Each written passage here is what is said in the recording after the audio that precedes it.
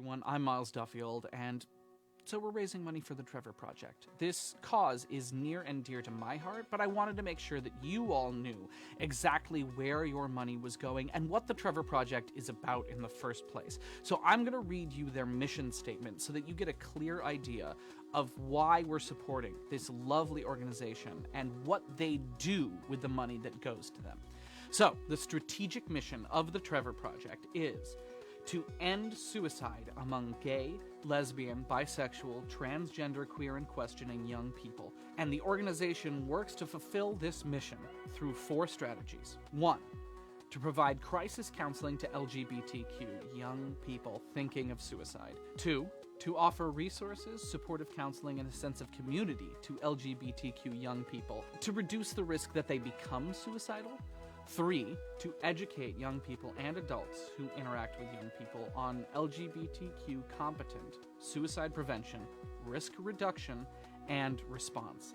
And 4, to advocate for laws and policies that will reduce suicide among LGBTQ young people. Now, we here at Starfound chose this nonprofit, this lovely organization, because of that mission statement, because the issues that it addresses, many of us faced as kids, many of us still face today. We know that we could have used some help. We know that plenty of kids today in this world that becomes increasingly hostile in many ways to LGBTQ young people could use some help. So thank you for watching and for listening, and remember, you can find the donation link at any time by typing !donate in the chat. Enjoy the stream. Pride, in a queer sense, is a necessity. Pride is a celebration. Pride is resilience. Pride says that I'm here, not in spite of you or because of you. It says, I'm here because I need to be. It is the audacity to seek to live rather than just exist. It is a commitment to the work of self-love even when you don't want to clock in. It says, I am a diamond. I don't need to worry about shoe pebbles. Pride says, I am made of love. Pride is the righteous fury of those who've been on the cutting edge of culture yet left on the cutting room floor of society. Pride is overt and subtle. It is too much for the sake of being enough. It is the camp of those who had to hide at camp. It is the shout of those who have always been crying out for what we can be. Pride is me. Pride is a read, and pride is tea. Pride is every hue. Pride is you. Pride means everyone gets a seat at the table or none of us eat. Pride is and will be. Yeah. Hello friends, it's me, the Magic Llama, of the Magic Llama Mood, and of this incredible queer space-tacular situation, Gays in Space! I'm super excited to get to work with the Trevor Project. I have been a big fan of the Trevor Project for a heckin' long time. Ages ago, Chris Colfer from Glee, I think, partnered with them or something, and I was a big Glee nerd back in the day, and that's when I learned about it. Just some background info for you.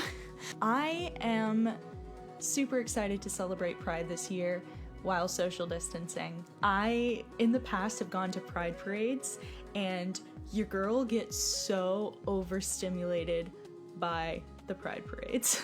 I've tried, but I am just a small little weeb in the big, big world.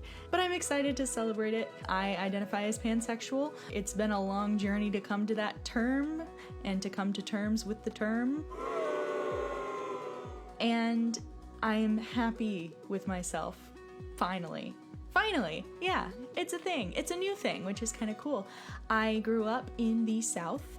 in a rather conservative community, and I went to an all-girls Episcopal school. And the school was super accepting and diverse and wonderful, but there was this underlying religion aspect. It's hard to be yourself when you are constantly having religion tell you that you shouldn't be yourself. I had a lovely time at the school. It was perfect for me, and I fell in love with somebody that identified as female. And I was so incredibly ashamed. It was something that kind of consumed me. Had a lot of trips to the counselor. Shout out to counselors in school. There should be counselors in school and not police in school. It took a lot of work and self-reflection to allow myself to like myself. And luckily, the more I started liking myself, the easier it was to be myself. Crazy, right? I love that I love so many. I'm pansexual, so that means I love everyone. Everyone's super hot. Hey, you hot.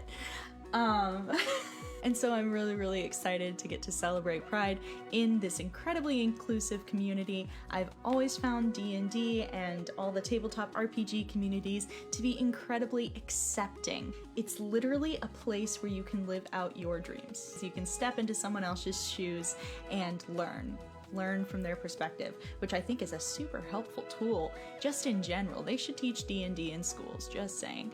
So Pride means a ton to me. I am happy that I am who I am. I think I'm really cool. Don't tell anyone. I think I'm very, very cool and secretly extremely funny. It's a big secret. Don't tell anyone. And I'm so happy to work with the Trevor Project. The Trevor Project, my first knowledge, aside from Chris Colfer from Glee, was that they had a hotline for people that were in a moment of crisis. LGBTQ plus folks could go and call this hotline and have someone talk to them. And I find that to be extremely helpful because a lot of times depression and anxiety can take over a person. I know this from experience, unfortunately. So this service that the Trevor Project provides is extremely helpful. So, happy Pride. Let's continue this adventure in space. I'm sure there's some crazy, crazy stuff happening in this world. Haha! Happy Pride sparkles everywhere. We love ourselves. We love ourselves. Yeah. Yeah.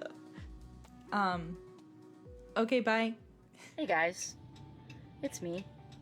Pride is a really difficult subject for me because I always feel so outside. You know, I've identified as a queer ally for a long time, but I also know that I'm not really straight, but I don't really know where to put myself. I think sometimes I might be pansexual, I think sometimes I might be bisexual, or I don't even know. And I haven't spent a lot of my life investigating it. There's a lot of emphasis in Pride in being like, I am this. This is how I identify. I've always felt really pressured to choose an identity or discover my identity during this time of year, and it's really hard. And I guess I just wanted to share that with you because if I feel like this, there must be other people who feel like it too. And I just wanted to express that it is okay to go on your own personal journey. No one should be forcing you to move faster than you're ready to go. It's an adventure, and that's a positive thing. And being able to kind of express that and share that with the cast of Starfound and having all of them say, that's okay, that's fine, you are valid, really made me stop and take stock because I was feeling like I wanted to do these videos, but I didn't know what I could contribute, what the best support I could give to the queer community is beyond hosting the event. And, you know, they really made me feel valid and safe. The thing I can hope for all of you most is that you find people in your life that make you feel valid and safe, so that when you're ready to explore or express how you're feeling, that they'll be there for you. And I'm really, really blessed to have that, both in Starfound, in the community of baby bards on my Twitch channel and beyond. Keep being that and be it for whoever you can be, because you never know when someone might need to talk. And that's one of the reasons why the Trevor Project is such an important organization, because they help people who are not as privileged as I am to be in this life where I can explore at my own pace and not be in danger. There are other people out there who are, and the Trevor Project makes it possible for them to find comfort, seek help that they need, and all of that when they might be a danger to themselves just by their given circumstances, things that they could not control or don't have the power to change themselves. I hope that you guys will consider donating, because it's important that we lift people up during this time and during every time, but especially right now. I just keep on thinking, all these charities and nonprofits that I think are so important at any time. I think about how they're doing right now and how this isolation could be affecting these people even more than it might have otherwise, or in new and different ways. So please consider donating. We would really appreciate it, and we're just so excited to be able to share our thoughts and our stories with you, especially at this time. Happy Pride, everybody. I love you.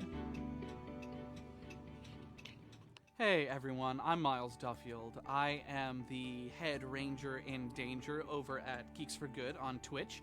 I'm a professional dungeon master at the aptly named milesduffield.com. And here on Starfound on Hearthsinger Games, I am your brilliant, intelligent, storytelling, charming game master. And I just wanted to wish everyone a happy Pride. And thank you so much for coming out to support the Trevor Project and to help end the suicides among gay, lesbian, bisexual, transgender, queer, and queer questioning people. And they need your help. So as I say on Geeks for Good all the time, let's do some good. Hi there, my name is Parker Wallace. On Starfound, I play Caster 9, android mechanic and pilot of the Kingfisher. And I'm here to tell you what Pride means to me. Pride means a great many things to me, one of which being discovery. A lot of people don't know that they're part of the queer community when they first start out, and I sure didn't. I definitely knew that I was bisexual to some degree, but I didn't really venture to discover my gender until about last year during the Queer Liberation March, and I wore a dress and makeup, and I really liked it. And from then on, I just started experimenting and discovering myself and found out that I really like being non-binary. And everything starts to make sense at that point. I never really thought of myself as the most masculine of men, but I also knew that I wasn't a girl. I was stuck in limbo for the longest time, and the LGBTQ plus community gave me a chance to really love myself. Which brings me to my second thing, self-acceptance. When someone who's queer doesn't have a support structure or even know that they are queer, there's this I don't want to say hatred, but just the exhaustion of existing and not knowing what your future is going to be. I really didn't see a vision of myself past college, honestly. With the community, that's given me a second chance, basically. Pride also means security and solidarity. Even before I came out or even tried discovering who I am, the LGBTQ plus community was nothing but accepting and loving and supportive, because it's not about really who you are. It doesn't matter. Everyone deserves love and dignity and the right to explore what this world has to offer to them. That is what got me through. I always know that the LGBTQ plus community is there for me, and that I can be there for those people who are not as lucky as I am. We are stronger together, and that's powerful. And what also Pride means to me is strength. People have been fighting for dignity, to be visible, for their own rights since the beginning of time, honestly. Different genders and different sexualities have existed in societies and have been marginalized. Pride is the means in which we have strength. We can say no more. We're worthy of love and respect, and we exist. Pride didn't necessarily begin at Stonewall, even though it was a big turning point in the United States. It is a fight. It is a fight to be recognized. It is a fight to not be discriminated against, and we are still fighting. Things are different now, yes, but ultimately nothing has changed, and we can fix that. This was Parker Wallace from Starfound. Stay queer.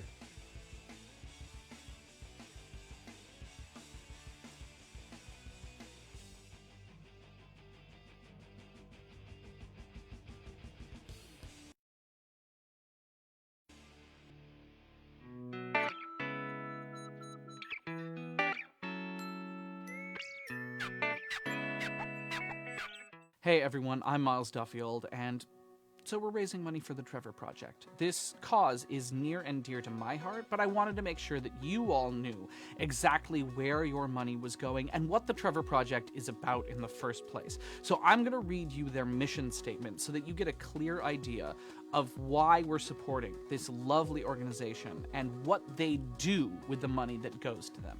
So, the strategic mission of the Trevor Project is to end suicide among gay, lesbian, bisexual, transgender, queer, and questioning young people. And the organization works to fulfill this mission through 4 strategies. 1. To provide to LGBTQ young people thinking of suicide. 2. To offer resources, supportive counseling, and a sense of community to LGBTQ young people to reduce the risk that they become suicidal. 3. To educate young people and adults who interact with young people on LGBTQ competent suicide prevention, risk reduction, and response. And 4. To advocate for laws and policies that will reduce suicide among LGBTQ young people. Now, we here at Starfound chose this nonprofit, this lovely organization, because of that mission statement, because the issues that it addresses, many of us faced as kids, many of us still face today. We know that we could have used some help. We know that plenty of kids today in this world that becomes increasingly hostile in many ways to LGBTQ young people could use some help. So thank you for watching and for listening, and remember, you can find the donation link at any time by typing !donate in the chat. Enjoy the stream.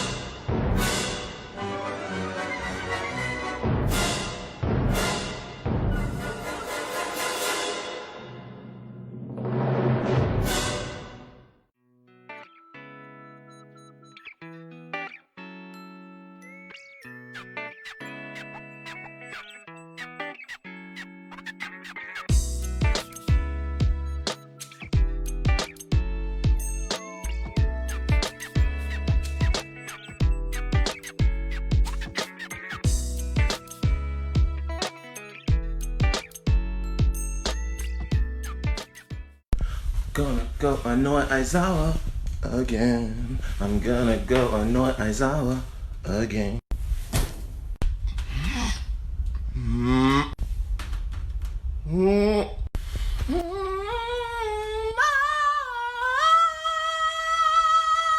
Oh, my friends, since that long day, you must know I'm going away. I'll remember our willow and the scent of your pillow, but the tide says I can't stay. Think upon dungeons we've seen, and smile back on where we've been. So let's empty our flagons and toast to the dragon. Then I'll find my coral heart.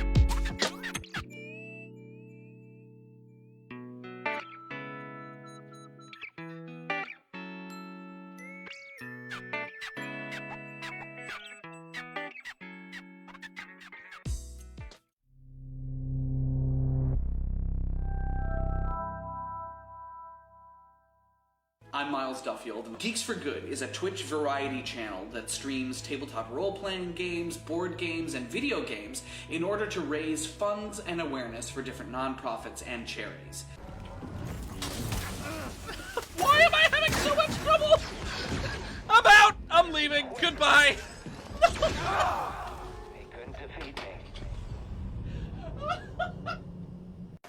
These wolves coming for me? You want some of this? I got bombs. Yep. They're mostly dangerous to myself. No? It's not happening to anyone? Okay. Gas is inbound. Marking you safe shit! zone.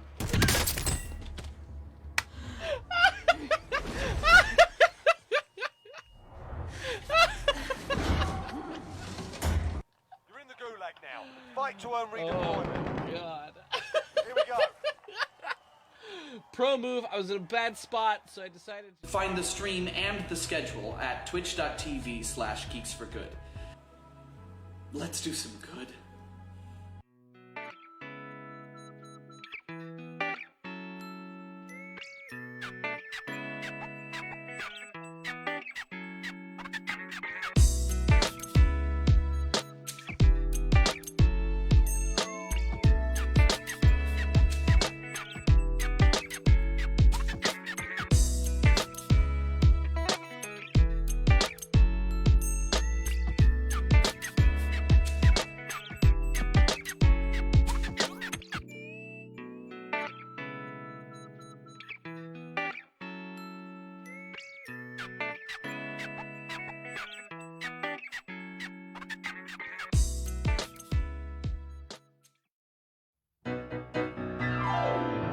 Hey nerd girl, listen please. Don't you try to disguise that nervous wheeze. It don't deter me a bit. In fact, I'm digging on it. Yeah, gimme nerd love. Gimme nerd love. Gimme nerd love. Just the sight of your physique got my beaker shrieking with steam. Scotty, beam me up. Ah, nothing gets me off like nerd girls, baby, baby, baby. I just gotta admit. Sure, Daphne's got the boobies and the hair, but that don't compare to Velma's acerbic wit. Yeah.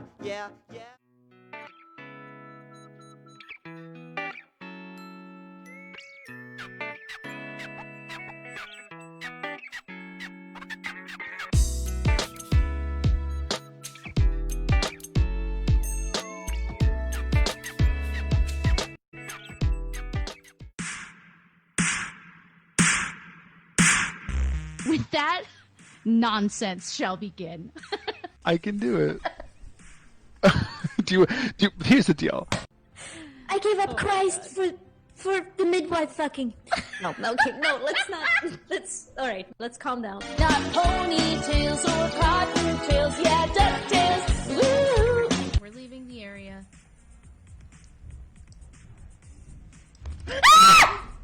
If I leave the chest with you and then I make it and then you don't, then what fool are we? Well, but then the chest will be right there, and you will have lost nothing. She'll be dead. Okay, yeah, you're right. Just a quick little run through the door and nothing more. Everything's fine, I am fine, and you are fine. These poor unfortunate souls, so sad, so true. They come flocking to my cauldron crying, spells, earth the please, and I help them. Yes, I do. Are you with me, mateys? Arr. Arr, arr. All right, once more with feeling. Once more with feeling. I'm just gonna run up the stairs and have some fun, and then you'll be on the run behind me, and it will be fine. Is this home? Am I here for a day or forever? Shut away from the world until who knows when. Oh, but then, as my life has been altered once, it can change again. Restore power. Ah! Fuck me, Jesus Christ! Alright. That's 33 points of damage. Okay.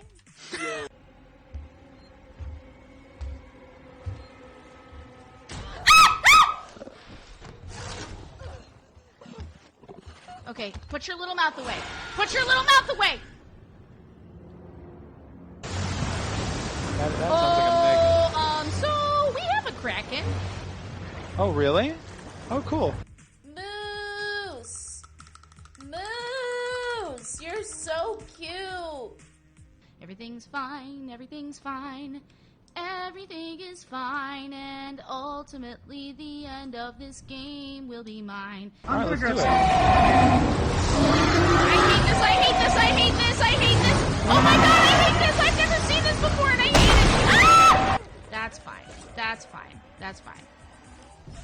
No, no. Ah! Ah! Jesus fucking Christ! Failing stuff and everything is good, cause I act real tough. Everything will be fine at I just want you to know that I love that. Friends. Yeah? Everything's fine, everything's fine. Everything's fucking fine, cause this is gonna be the last time we're gonna do it this time. Yeah, fine, everything's fine. Every day's a little harder as I feel my power grow. Don't you know there's part of me who loves to go into the unknown, into the unknown, into the unknown.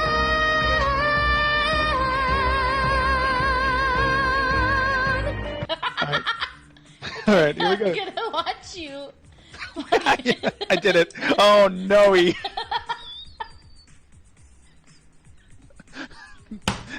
You know? Everything is fine, we're just gonna do our time in this prison of the mind. Everything's fine, everything's fine. Everything is fine, and it's gonna be alright. It's fine. It's fine.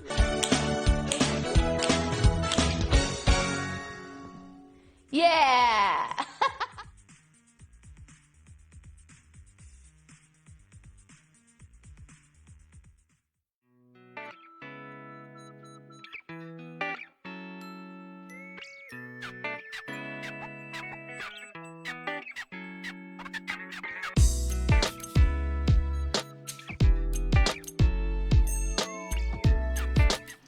Welcome back, everyone. Oh my god, I was muted. I just surprised them with liveness. Yeah. I'm so sorry.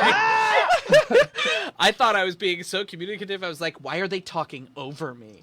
You're like, I don't know, we didn't know. Oh my god. Well, welcome back, everyone. Welcome back to Starfound. Welcome back to Hearthsinger Games. Here we go. It's game 2 of our 12-hour long Space-tacular marathon. I'm so excited. We are playing Starfinder by Paizo, an amazing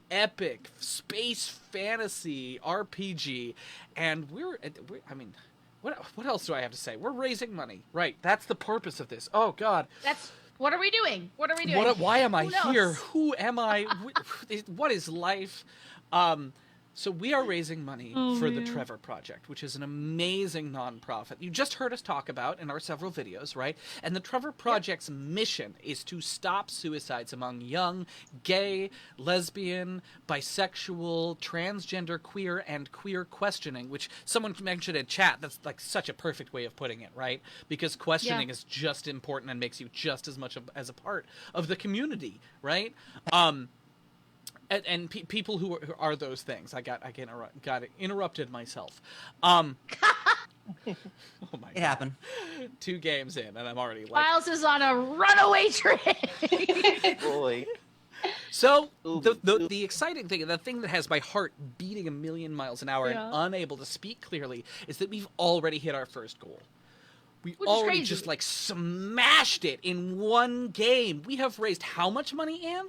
So I was just gonna, like, you know, just casually mention that we got some more donations during the break, but we are now at $565 raised for the Trevor Project.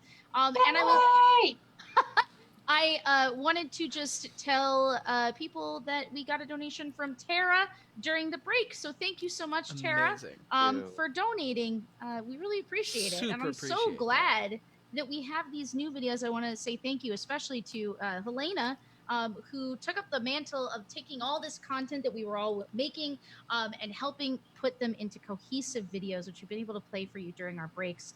And it's so cool to see how much you guys like them, because obviously we like each other, or we wouldn't be here. But it's nice. It's nice to share that with all of you, and to share everybody's pride stories as well. So thank you so much for greeting those with love and acceptance, and using that to inspire you yourselves to get involved and help us raise this money for this awesome organization. Exactly. And thank you so much to those of you who have donated. And if you can't afford to donate right now, or you're tapped out for the day and you already donated, please consider sharing this with friends. Consider dropping it on your social media, getting the word out there to people who aren't tapped out yet and want to get in here and do some good with us. Yeah, it's true. It's true. Plus, it's important that we note, because Miles did make the offer in the last game, for every $500 we raise, Geeks for Good, which is Miles's channel, we will they will be donating a beginner box to give away. So we're less than...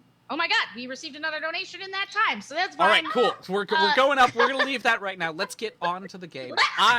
As we just mentioned, I'm Miles Duffield, Game Master Extraordinaire, and tonight I am going to be running the game, which means that I'm going to be leading these fools, or intrepid adventurers, heroes, villains some days, through whatever story we all come up with together as this goes along. I kind of have an idea what's going on, but if you caught my stream last night on Geeks for Good, you know now just how little I know going into this.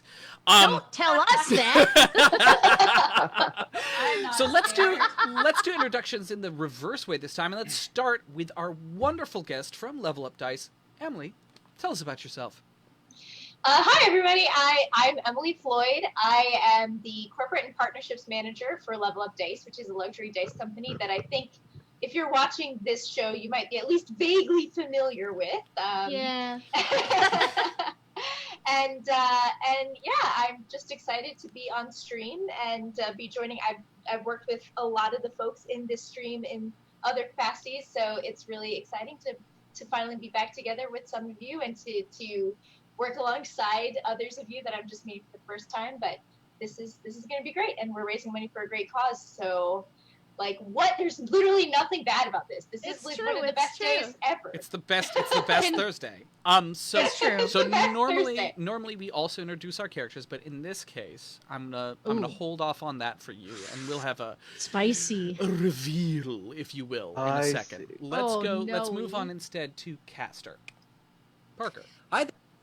My name is Parker Wallace. I'm an actor, singer, writer, voiceover artist. And on this stream and podcast, I play Caster 9, an android mechanic and pilot of the Kingfisher, and as of recently, a part-time operative. Happy to be of service. Helena. My heart. Hi, I'm Helena, also known as the Magic Llama Mood on the internet, and I play Kia. She's a Kasathan mystic scholar, and she is a part-time pirate, and when she was 6, her favorite catchphrase was, "Mom, can we keep him?" Yep. All right. I'm gonna keep my shit together. Jabby. Amazing. Hello, Internet. I am Dexter Warren, also Afro Sundere on TikTok, and I play Jabberwocky, Skittermander, Technomancer, spreading heart smile and robots. And finally, the star. Oh, stop. No, don't. She's an Don't icon. stop. I am. Can I roll for icon, as I've said in the past? So, guys, hi. I'm Ann Richmond. I'm the head bard in charge here at Hearthsinger Games. But today, I am, of course, playing everybody's favorite first claw, Amaruk Yuka, the Solarian Hulnukia. Rock a bow to your queen, boo, and give me that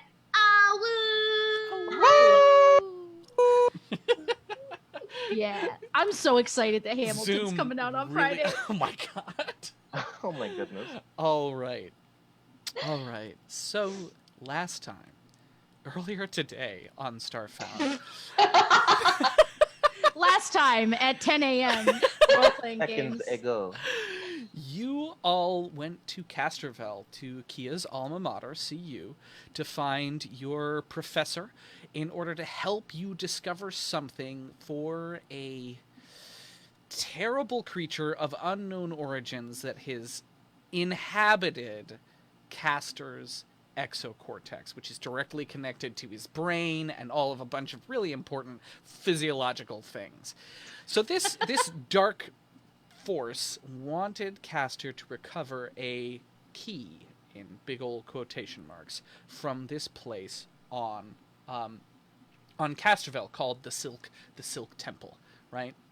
So they went, they got the help from Kia's professor, and they delved into the jungles of Casterville, encountered a strange, silken, controlling gatekeeper of this key, and the key itself turns out to be this large sarcophagus, like about 8 feet long and about 3 feet wide, but it like hovers up and floats, and they're able to take it out. They fight a couple, a disgruntled ex-classmate of Kia, and now finally they are back on the Kingfisher, their ship, and they've taken off from Casterville, and they're now going to revive the key.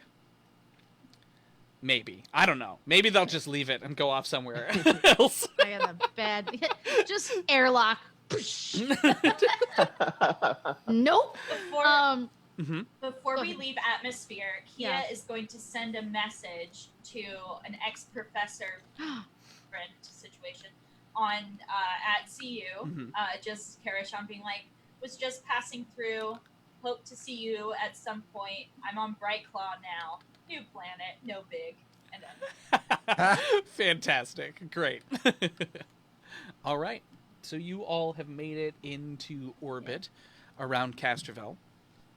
So you do have we the have floor. this in our do we have this in our hold, like in Yeah. our okay, so I imagine all of us just like, finishing up, throw it back if you don't like it, but all of us kind of finishing up our bits and bobs of like our entering orbit, countdowns and checklists in our various positions, and then finally we all just kind of report in to the back storage area, the cargo holds. And we're all just looking at this inevitable thing. Yeah, and the thing in front of itself us. is this stone sarcophagus, right? That on the top of it has this engraved and carved sculpture of a knight laying in repose. The long sword stretched down the front, and the symbol of Waden pinned into his helmet. Yeah. Nervously, Amaruk is going to say, Mark, are you here? No, Mark isn't here. It's still just me, says the Damn thing it. inside of Castor that still owns their ship. Yeah. The eye She roll. growls and she says, well, Castor, what do you think? Well, I mean, we worked so hard to get this key, we might as well see what's inside. We're in space now, so I guess it's the safest time to check it out if you want to. I suppose, we've already unleashed an unforeseen evil into the world once before. If we do it again, it's just kind of like a tab. Kia's already opening it. Oh, man. Okay. Beep, beep, Yeah. beep. Just literally, she's going. Yeah, so there's like a peek. So there's a hiss. So that's happening, and I literally pearl clutch because I'm like, oh god, it's happening. I finished jotting down the notes of what happened while I wasn't paying attention before. Yeah. So you press a few buttons on the side, hit the release mechanism, and steam hisses out of the side of the top of this sarcophagus, right? As the top begins to lift up as tiny repulsors press it off of the rest of the sarcophagus and shift it to the side. And out of it, in the sarcophagus is... You're up, Emily. I feared this moment. How dare you? In the sarcophagus, you find what at first looks kind of like just a pile of white fur, but as you see the fur kind of shifting and moving upon the release of the lid of the sarcophagus, you see that the fur kind of takes shape as a small rat-like creature. And rolls over and opens two beady, pitch black eyes with a pink tip on the end of its nose and a mouth, and very long whiskers that curl up at the end. And the kind of whiskers that make you go, nah. Yes. And this creature is completely nude. There's nothing but white fur in front of you that you can see. And you hear this low rumble of, what? Am I awake? What? Who are you? Hey.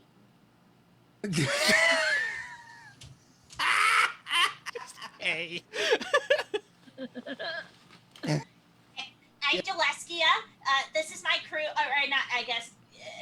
Should you be doing this? She looks to Amaruk.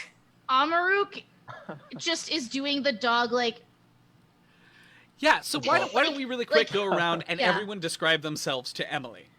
Yeah, so as you look up, you see this voice has come out, right, and asked if they should be doing this. And then over the lid of the coffin, you see this tall, hulking, anthropomorphic wolf woman in crystalline armor with all white fur, dappled with a black spray of markings that look kind of like a butterfly across her muzzle.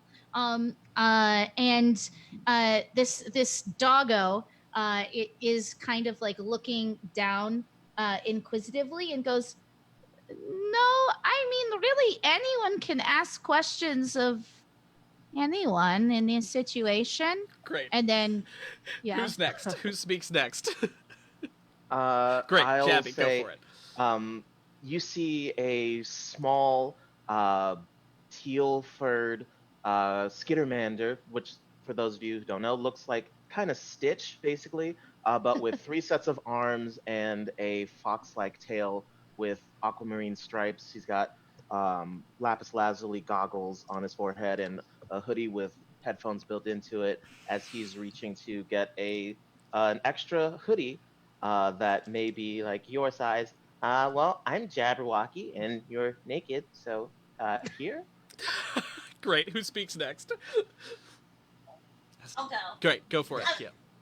You see this after you see just these 2 black huge voids of eyes with a little bit of a red sparkle in the ends, like Steven Universe, big star, peeked over, and then this huge honkin' cone head. It's gray, and she's kind of small, and you can tell that she's vibrating with excitement.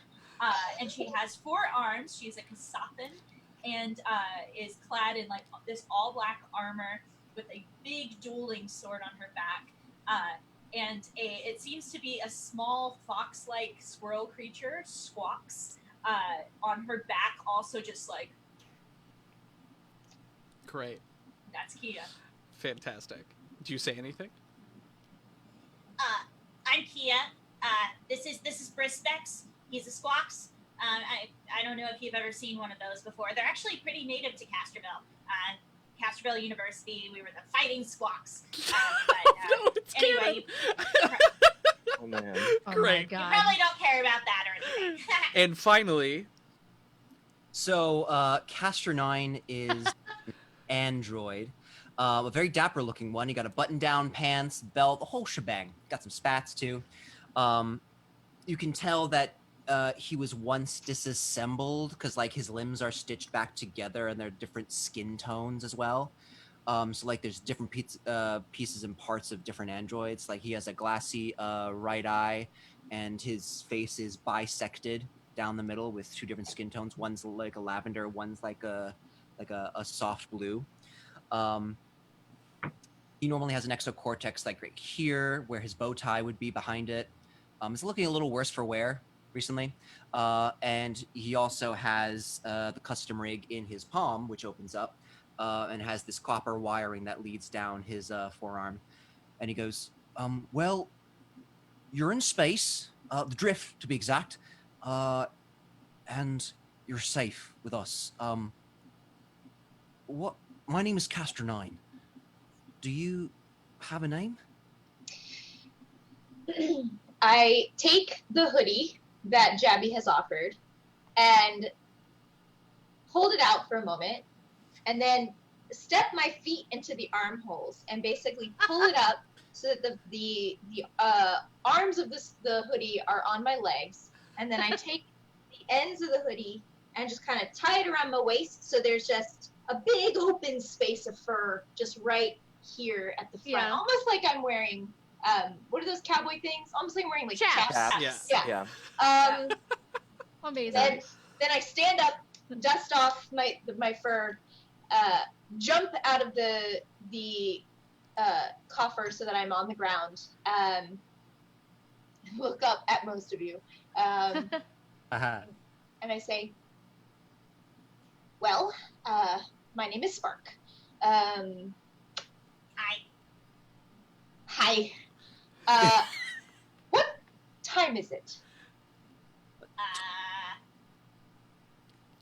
Like date or time? Star date. Da da da da da. I say. Maybe bigger. When is it? Let's just go with when. When is it? Insert canon time. Yeah. Yeah. I don't know. 308. Yeah. Count frantically on my little rat fingers. The rat hands. Where are we? We're on our way to a planet called Bright Claw. Can I ask, you know what? You've asked a lot of questions. I'm going to throw this one back at you, and if you don't like it, it's okay. You can, we'll cover that later. But, what's the last thing you remember before getting in the coffin? That's a really personal question to ask someone. I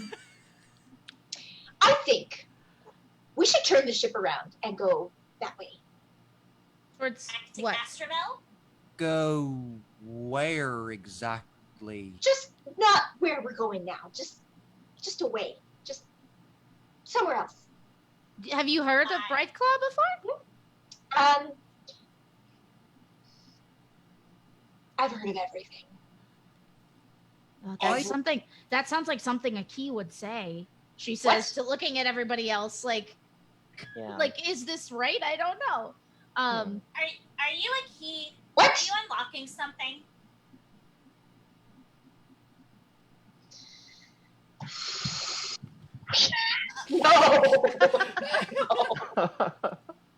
No.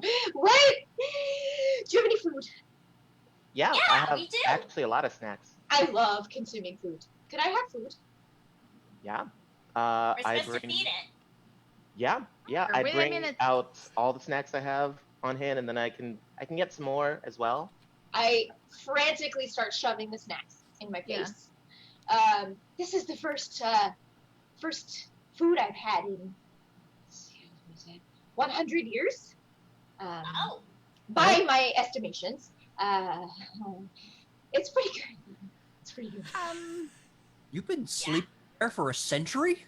I wouldn't call it sleeping, no. You know that feeling when you are laying in bed trying to sleep and you can't fall asleep? Yes. I've been doing that. I've been doing that for 100 years. In there? That's awful. And I just handed them more snacks. Yeah, do you want a beer? We got beer in the back. That sounds shitty. Yeah. I'll be real with you. We've been through some shit, but at least we got to go out and have a walk every once in a while. A walk! And I take off, like, running and start pacing around the room we're in like, fast little skittery laps. Yeah, that against her better judgment, the tail begins to wag. It does look like fun. I mean, you heard walkies, so... follow. Yeah, I heard walkies, and I was like, what? This is terrible. What do you know about the god Waden? Anything? Nope. Cool. Okay, this is gonna be good. So where did you want to go? I think Aki knows where it's going, where they're going, where someone. You know what? Listen, I don't know what you're thinking. I don't know what it is you want to do. I don't know what you know about Waden. But I think we should move the ship somewhere else, and you can just drop me off somewhere else. Are you running from something? I don't know anything about a key. Are you sure? Because not to be that guy, but I gave kind of part of my soul to rescue you. So oh boy. Okay. All right. Fine. I'm the key. I'm the key. Can you please drop me off now? I said it. You got what you wanted. Drop me off. Well, actually, we call you Spark. No. I have a name, and my name is Spark. And you will not call me Key. Does everyone get that? Got it. Of course. Yes, I'm sorry. That was very rude. I'm very sorry. Great. Now, I was just asking. Geez. Does this thing go down? Can you drop me off? You know what? Yeah, actually, we're going to this really great place called Bright Claw, and I really think you're going to like it. It's not here on Castroville. It's very far away. People who don't want to be found go there a lot. Great. Sounds great. She looks at them like, I did it. I helped. And also got what I wanted. Castor's gonna go up to go, hey Kia, you mind giving us a little bit of insight of what Spark is? Yeah, let me roll a culture? A life science? Do you have a spell? I could, I think that's what Castor's make into. a funny sound happen over there. Oh, okay. I think we're going for like a detect magic. Do you want me to inflict some pain? No! It's funny. I got rid of detect magic and zone of truth. Two things. Doesn't that are Jabby very have helpful detect right magic? now. I do have detect magic. And I say in Yotsuki, is it okay if I just cast detect magic just to see if there's anything going on with you? Also, we have some chocolate snacks as well, in case you want those. You see a wave of emotion as you're saying this, where my face goes, whoa, Yotsuki, and then no, and then whoa, chocolate. Okay, so that's going to be a no on detect magic because that would make Spark uncomfortable, but I can go get some chocolate snacks, so I'll be right back. That makes sense. Okay. So, exploration. You're the key. You opened something special. You're very special. Did you know you're special?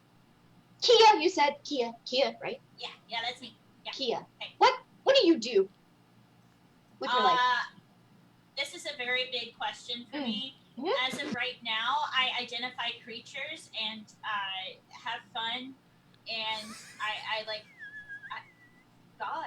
And Kia walks away. Gets a little far away from Spark because that's a big question. Spark skitters up around you to like get when you think you're walking away, Spark is in your face on the other side. Yeah. And I'm like, what? So, do you want to be defined as just identifying things all the time? No. How's it feel? How's it feel? Bad. You make me feel bad. I feel bad. I also like stars. Me too, says Amaruk, and she comes over and like this big wolf just shrinks down into the little like hunchy thing, like how we used to talk to kids at Ren Fair. We get down with them. He's like, me too, and it's just the biggest anime grin and sparkle eyes ever. What kind of stars do you like? Spark twirls the ends of its whiskers. Yeah. All of them. Me too. Oh my god. It's just like when we fell in love in real life. No. So she says, I'm the champion of Desna, and she loves stars, and I'm sure if you wanted to look for a special one, we could find one. Maybe I'm getting ahead of myself. Caster, make a fortitude save. Pardon. No. Pardon me while I just die in the corner for a second. Oh, that's I'm gonna roll that again because that cocked. Great. Fortitude save is 24. 24? Ooh. Great. Pain thrums through your body and you collapse to the floor. As you take, let me just grab some dice and roll them. You're going to take 17 points of damage. Oh. That's on a 24? Yeah. So that was half damage. Is that how this game always goes? Yeah. Get ready, Emily. Get ready. Saddle up. So you see Caster like begins to stumble and fall over as the little exocortex, like almost like somewhere between a computer chip and a gem set into his throat, begins to just thrum with this blackness that starts to spread out down his circuitry, and just he begins to collapse. You can't breathe for a few seconds, Parker. Caster, you feel like your heart is stopping. Actions, questions, concerns. Mystic Cure, please. I'm gonna run over and do a little Mystic Cure on you, bud. That's 3d8 plus my wisdom, which is pretty good. I'm assuming that we had 10 minutes to use a resolve point before this. Yeah. Okay, cool. So you get 15 HP. Cool. Okay, thank you. Beautiful. So you start you start pressing back with your own magic. What does that look like, Kia? The red kind of like comes into the eyes and then into the forehead, and then I open my mouth and a ball of light falls out and just kind of like splat on his cortex, and just seeps in. Beautiful. So as it seeps in, you see like black, almost like spines begin to fight out and dissolve away parts of it, and then it recedes. Yeah. Don't be like that. She's like still down on the ground, and the like big grin and like excitement about stars kind of fades from her face, and she hangs her head for a second and then looks up back at Spark, and she says, Spark, the truth is, without something that you can do, our friend is going to die. And in fact, what's got a grip on them also has a grip on the ship. So technically we could die too if you don't wish to help us. Okay, I get it. So I lie there for 100 years. You all find me and bring me back because you need something. Yeah. You know, phrased that way, that doesn't sound great. Well, I do lots of favors for people who need it. We also didn't know you existed. Honestly, now we know That's you exist. lovely to hear. This has been probably the best 10 minutes of my life for at least 100 years. This is, you're all such great people. When I needed something, Spark, all of these people offered to help me do it, and then as a favor, I said I would help them with anything they wanted, and I was able to find a new home, and then all of us were able to make home together, and maybe we could have the same kind of deal where if you help us, then maybe we could help you. We would like to help you have your own life. All right. I see what you're saying. I have a request. Okay. Tail wags. So, if I do my key thing, if I help Castor, you all have to swear to help me. Yeah, that's fair. I would do anything to help my crew. But yes, you have to of course. promise now, and I'm going to tell you what it is. Pinky swear 4 times. Promise. He lifts up 4 different pinkies. You can just choose your favorite. A pinky swear is the strongest bond in the entire galaxy. I like your foot. Here we go. I Pinky wrap toe. my little rat toe around and do a little... Amazing. Yes, exactly. Amazing. Friends help friends. And once that's done, I crawl down on all fours, like skitter quickly over to Castor 9. I put my rat face really close to you, and I'm like, "You have to tell me it's okay. This is gonna be real invasive." I'm used to it at this point. Just get it over with. Oh. All right. Oh. I slam my little rat paws on your shoulders. Yeah. And basically it looks as if one of my paws is like going into you as if you were liquid, and I'm like reaching in and feeling around and like making like Amazing. So, as you reach inside, Ew. Sorry. That's the ew? No, I mean, it's all kind of washing over me. Continue, please. Don't interrupt. So as you press inside of Castor 9's being and reach down to touch his soul, the first thing that you realize is that it's not all there.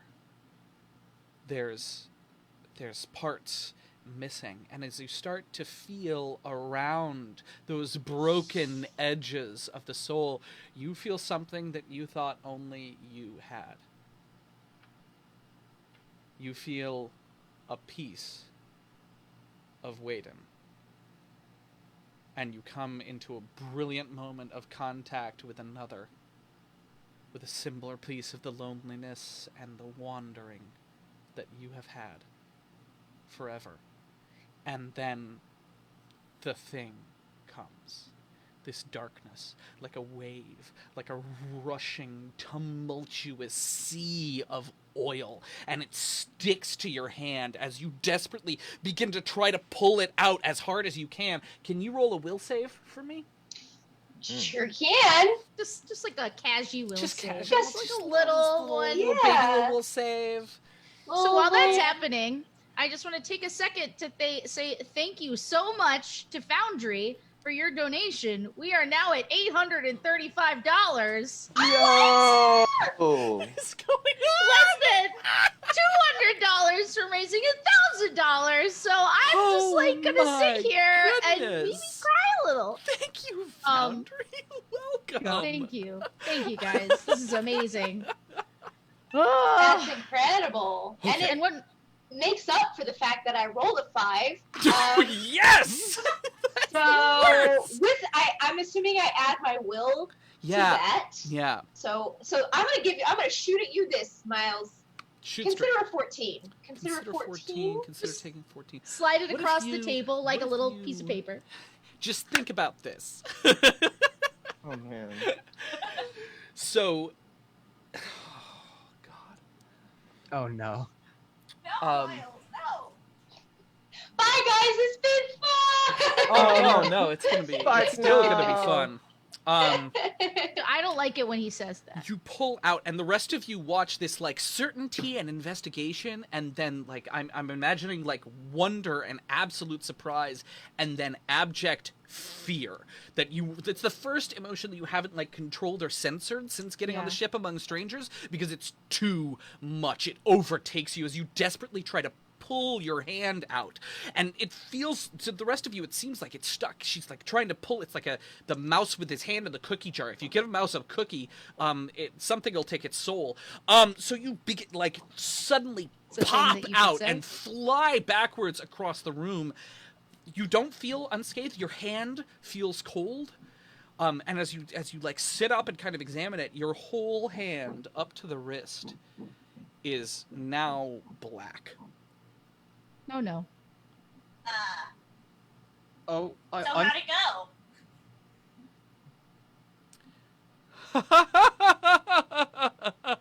A voice, Mark's voice, ripples out over the speakers, crackling and popping with distortion. This guy again. Oh, you thought you could just tear me out, didn't you? Ideally, yeah. And you found so many things you didn't expect. That was fun. But, it's Key, you will do your part. You will fulfill your purpose. And then I don't care what you do. Run away like you always do, little wanderer.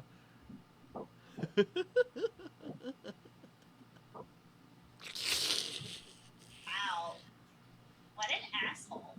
What did he do to you? She like indicates your paw. You can make a mysticism check.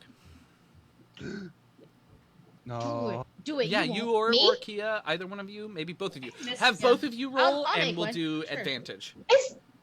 Is a nat one a thing in Starfinder? I also rolled a nat one. Okay, but I didn't roll a nat one. I rolled a 15 plus whatever my best good mysticism roll. I mean, but with it a nat doesn't one, my Alright.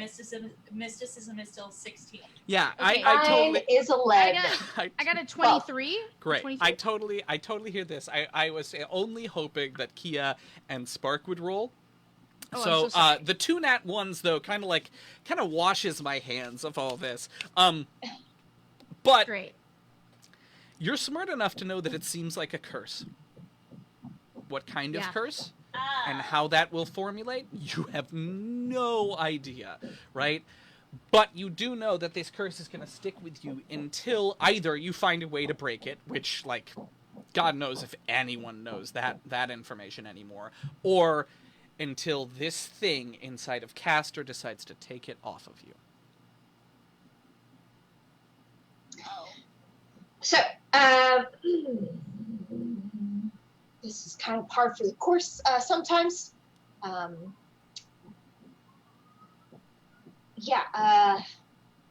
It's funny because Waden is a little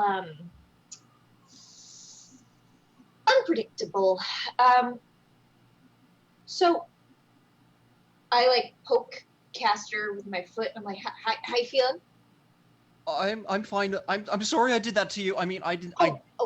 But This is not you. This is not you. I know. This Sorry. is them. But I feel like the favor I was going to ask of you all is now really in everyone's best interest. You're like me. You see, Castor, you don't know it yet. But you're like me. And we're gonna fix it. Okay. What does that mean exactly, that I'm like you? How much do people know about Waden? 0. Nil. Very much. Nil. So I would say that I know a little bit, but not a lot. She says, well, as a worshiper of Desna, I know that Waden is sort of a different side of that coin.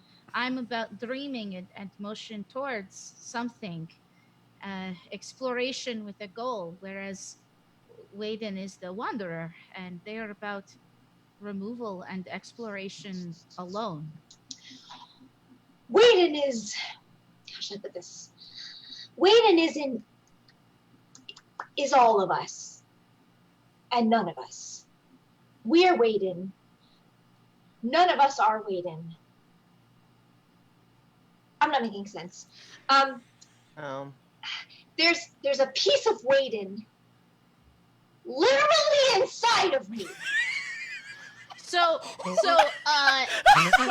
Spark like announces this insane truth to be true, and then a moment passes, and then Amaru kind of looks at everybody and goes, "Well, yeah, that's kind of what we heard at the temple, was that could happen sometimes." Yeah. I want it out. Okay, I get it. I'm just saying. Okay. Gabby's fur does that like ghibli bristle from the bottom to the top. It's like in a line, like. So she's like looking at the others, and then she kind of glances at Castor and goes, "Castor, how we doing?" How we doing, as in all of us collectively, or just me? She means like we, like you and Waden. How are we doing? Because yeah, Waden's in there too. Yeah. Well, I really don't know anything about this whole mystic stuff, but you know, it was pretty easy to get Waden inside of me, so I would say that it could be equally as easy to get it out. Are we still? I'm just trying to be. Are we gonna have to kill God? Is that what's happening? I feel like that's extreme. What? I feel like. What do you mean? I don't hate it. Well, now hold on a second. We all need to take a deep breath here. I get it, because if I had a god that I didn't choose to worship, that just took root in me, I would be really upset about it. So I do understand where you're coming from, but I don't know that killing a god is really on my agenda for today. I don't think you understand, Amruk. This is not. I wasn't just like. I don't know what happened to Castor 9, but I was not just chosen by Waden. I am Waden. Waden makes us to be here, to be with you, to be in the galaxy. But I know that there's a me that's not Waden, and I want only that. That seems fair. Jabby, Kia, anything? Like... I mean, my god's Allura too, so hidden truths and magic, so I'm pretty out of my depth here, but it does sound like a mystery, so... Sounds like but exactly on the whole what we're killing, talking about. the whole killing Where gods do we need thing... to go? I mean, wasn't the temple there, the silk temple, made before the gap? I mean, I think that's what a voice in my head told me when we got there, but I'm not sure. Miles, checking in? Yes? You guys actually Pre-gap? didn't ask any questions about whether it was pre-gap or not. We didn't. I just made a lot of assumptions. Cool. So... Emily, do you have something to say? Yes, but I didn't want to interrupt. No, go for it. That's why I'm helping you. Because they'll keep talking. Yeah. Noted. You're right. This is enrichment we're talking about. I love you. Ow. I look at Castor 9. What you said? You it was easy to get Waden inside you? I mean, relatively, of course. I mean, I don't know the logistics of it all, but there was this guardian creature in this temple, and it told me it needed some sacrifice, something personal, something, and that included taking a bit of my soul and putting a bit of Waden in there, I guess. In exchange for Waden getting rid a little, I don't know, a virus demon thing that's inside his exocortex. But it didn't work, though. The exchange was to get the key.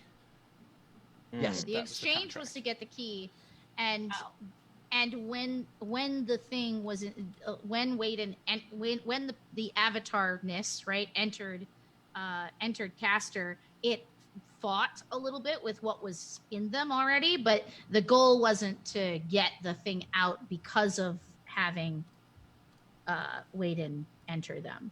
So yeah, that we were doing that to get the key. Just for clarification. So right? yeah, for clarification. No, that's good. Yeah, sorry. Well, no. There's a lot has happened since 10 a.m. Oh, boy. Amaruk is going to say, well, Spark, in your experience, do you know of any way to do that? Would something else need to take their place?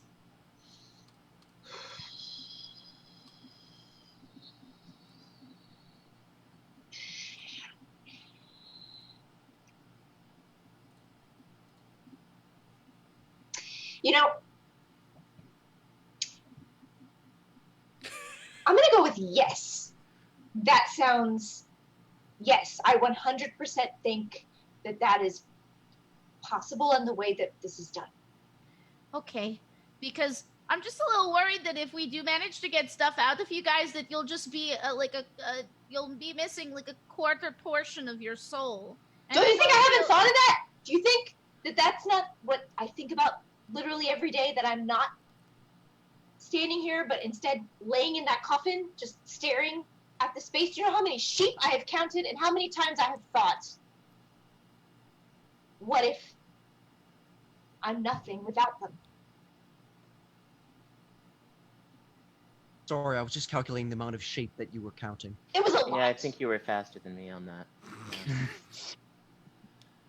Okay, so we need to figure out what you unlock. So and how to unlock there's one person that you can remember somewhere in your fragmented, broken, cryogenically frozen memory, Spark, that you can remember, right? Some person who might have a clue about this. You haven't seen them in a very, very long time. You don't know if they exist anymore or if they are where you remember them being.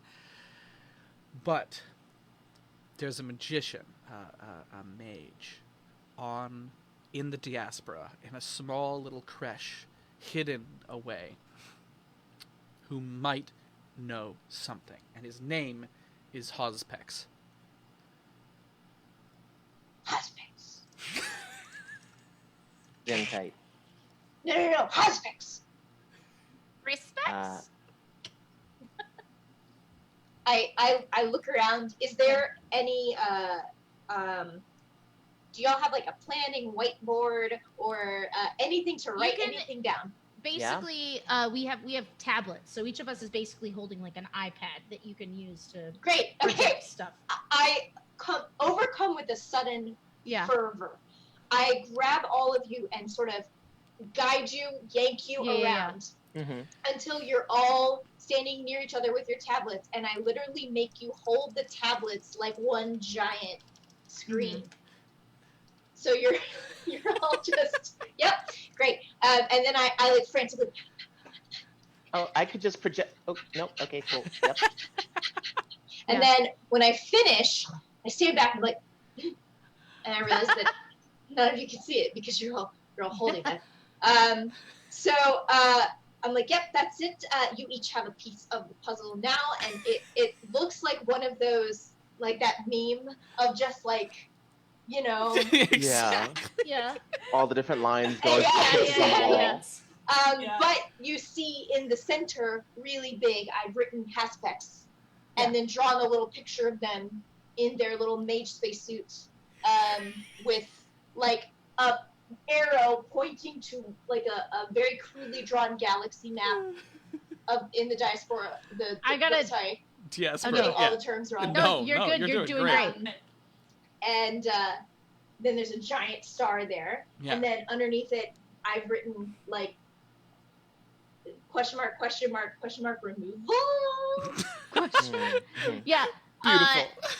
It's amazing, and I wish it had been this easy to find the missing piece of the Luke Skywalker map in the latest. Oh my gosh. Woof. Plots. Simple plots. Spark finishes this and goes and gets a beer while you all like try to lay out. Yeah. So we then try to like play the tabletop game of laying out. And finally, I'll just I compile imagine this real quick. Yeah, I imagine that we said it the first time. You're over there just stuffing your face with food still, and you're like, chocolate. That's wrong. And I'm just like, okay, move that one. Yeah, nope, still wrong. Like it's just like, but finally, I could really just After- project if we just. Yeah, okay. yeah, Yeah. Then you can solve the problem, Dex. So Hospex is a he looks like a slug wearing the way that Spark has drawn them. They have on a nice pointy hat with like a little dip at the top, right? And they little bend at the top, and they have on like a blue cloak, right? It's like Mickey the Slug. Right. Nice. We're on the same wavelength. We're doing it. It's so good. Okay, so are these circles, these cookie crumbles here, is that the Diaspora? Is that what that is? Yes. Yeah. Okay. Duh. So, well, jeez. Someone's a little sassy. She butters herself. I say, really, Kia? I mean, nothing. Like, Okay. You know what? Maybe you need a snack, Amaru. Beautiful. Amaru, go get a snack. and then Gorgeous. she goes and gets one. So, you feel the ship come out of the drift. And you all head up back to your instruments, and Spark drags the bag of snacks with them. And you have come out of the drift right outside of the Diaspora. And a voice says, "You're welcome." That actually was pretty helpful, so thank you. No, Thank don't you. don't believe it. They want Ooh. they want to control everything. Now Now we owe them a favor. Oh. We could have done that on our own. It's true. I mean, Piloted. you're right. I've been to the Diaspora before. Fantastic. Actions, questions, concerns. Yeah, no, I think Amaruk is pretty much just gonna take the captain's seat, and say, "Well, Spark, you seem to know a lot. Welcome to the crew of the Kingfisher. This is just a temporary spot until you find where you want to be going." I appreciate that. So, Practice casual Fridays. Great. Wayfinder, I suppose you'll need to be taking us where we're going if you want to help Castor plot the course into the Diaspora. Beautiful. So Castor gets in the cockpit, right? And it like ascends, and so the way that their cockpit works is that there's like a command deck around the back, and then there's these large windows that arc up that are like the blast windows, right? And the cockpit actually rises up to be able to see out of more. So as it rises up, I imagine that you, Spark, like jump on the back and scramble up on the side and start to like point out where Castor could go. And so you zip in through the Diaspora, which is, of course, this mess of asteroids. This large asteroid ring. Someone want to roll a culture? Kia's now the best culturist once again. Yeah, You've retained your... That's a 28. 28. Heck yes. So the Diaspora, it's not known what happened to the Diaspora. It occurred sometime in the gap, right? But some people suspect... Yeah, exactly. Some people suspect that it was, at one time, a planet and was destroyed by, some suspect, the undead liches of Eox. But there's no proof Dex worried face. Super weapons make me nervous. Oh boy. And yet he makes so many super weapons. Exactly. Not yet. You're right. I'm still working on it.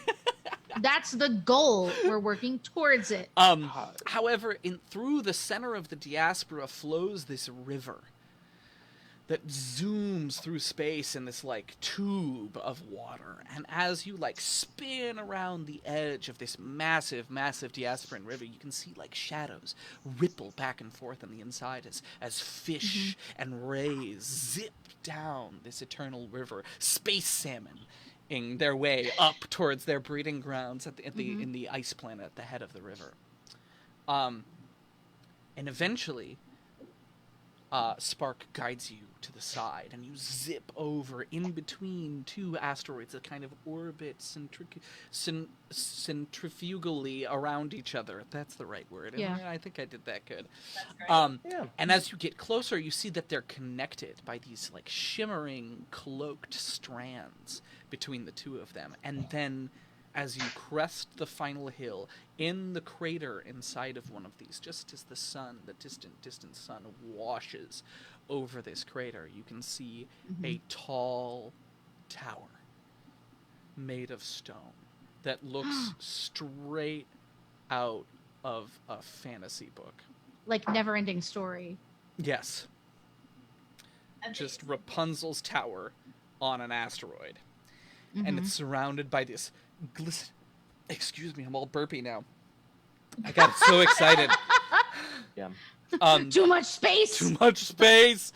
This glistening bubble, which you recognize as Juleskia as a air bubble, but blown up to incredible proportions. Air bubble, guys. Check it out. Tower. Mage. Tower. Mage tower. Ah. Mages do historically like towers, so. Yeah, this one really likes them. You're like Mage Tower, and Amaruk leaning forward like Captain Kirk with like one arm up on one side of the chair, and the other's like, yes, a Mage Tower. Good work, Kia. Yes, to there. Like she's just trying to like. She realizes every day that everyone is smarter than her, and it's a lot. Reassert dominance now that there's a new one in the pack, and it's just as furry as you are. It's true. Great. So you zip down into this area, like pushing your way through the bubble, and the ship's sensors register oxygen and breathable atmosphere outside, and you settle down onto this rock surface below. Gray, bumpy rock with tiny little impact craters from the millions of asteroids that have passed through here over the years. Anything you guys want to do before you disembark? Well, I suppose we should try to suit up. Do you need anything, Spark? Do you need any gear or anything? Oh! Gear! And I run back over to where the coffin is. Yeah. And there is, like, the space where I was laying, there is just a panel that comes right up, and I've got tons of clothes there. I'm just not wearing any of them. Yeah, who would if they had to lay there for 100 years? Right. So I take the hoodie off my legs, and I kind of toss it back over at Jabby. Yeah. And I pull out my suit and kind of pull on all my armor.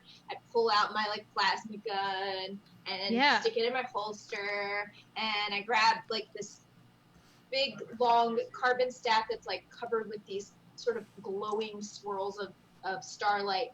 Do a little fancy spin, stick it on the ground, and I'm like, now I got everything I need. Nice. Vintage. I'd like to check to see how many charges are left in the laser pistol that I took off of the dude. What was his name? Brendan? Yeah, absolutely. There are Brandon. 15. Bradford. Close. We did it. Bradford's cool. 15 charges in Bradford's pistol. Ba-ba-ba. So the I don't know why that's my transition music. The what is the word for the thing that docks and it comes down? And I'm always forgetting the name of this thing. Gangplank? The gangplank. Gangplank. I feel Every like time. once a We Starfound gotcha. episode, I ask that question. It's So the gangplank. it's more than none times. It's definitely more. Definitely more than none times. The gangplank descends, and you all make your way down onto the surface of this asteroid. And as soon as you leave the Kingfisher, the gravity is significantly lessened. And you find yourselves bouncing across this gray, dusty eternity. Kia just... No. So many arms flying everywhere. No, God, no. Accidental no. backflip from Kia. Before we get too far, I'm just gonna take 10 quick minutes to sidereal influence. What do we think? Sense motive or diplomacy? You know what? Sense motive sounds really necessary here once we get a little bit further into this. So I'm gonna go with that. Noted. Cool. My unseen servant is being constantly done using my cash capacitator, so I have that ready. Cool. Noted. I activate my force field, etc. For some extra HP. Yeah. Or stamina rather. And I'll begin bounding across this incredible experience. When I see all of you like readying and activating stuff, I'm like, ready, astral fluctuator. Yep. Yeah, I did it. I'm a part of this. You know what? Okay, so I will give you. I see this, and I give you a little boop on the nose. No, I'm kidding. I don't do that. I give you something. I've got stuff. I've got cool stuff. We could give some to her. I give you a lantern because apparently I have 5. And I. What are you doing? And I say, I'm like looking through my gear, and I'm like, oh boy, what do I have more than one of? I hand you a lantern, 2 dry rations, and a set of manacles, because those are the things that I have more than one of. Just to like make sure that you feel like. She goes, welcome to the team. Just hands you these disparate items. Oh my god. Yeah. Amazing. I take them. Yeah. And I'm like, thanks. And I sort of stick them in my pockets, like, hey, people got weird in 100 years. Yeah. And she's like, you know, you'll never know where you'll go on your adventures, and then just kind of awkwardly begins walking towards the boom, boom, tongue tail just wagging. lolling out the side of your neck. Gorgeous. Yeah. So you bound across the space, and as you get closer, you can see that there are several vehicles sitting outside of this tower, right? It looks like most of them seem like hover bikes, and as you get a little bit closer, they seem like they've got spikes and other like fairly violent, intimating adornments along them, right? Yeah. Actions, questions, concerns? No. I guess like you said, they're the bikes. Mm-hmm. Okay. Cool. Yeah, they're hover bikes. I punch them. No, I'm kidding. Do they? Okay, so in my life, as a politician, as the Padme Wolfadala of the system, how do I recognize these bikes as being like common on a certain planet or indicative of a certain culture?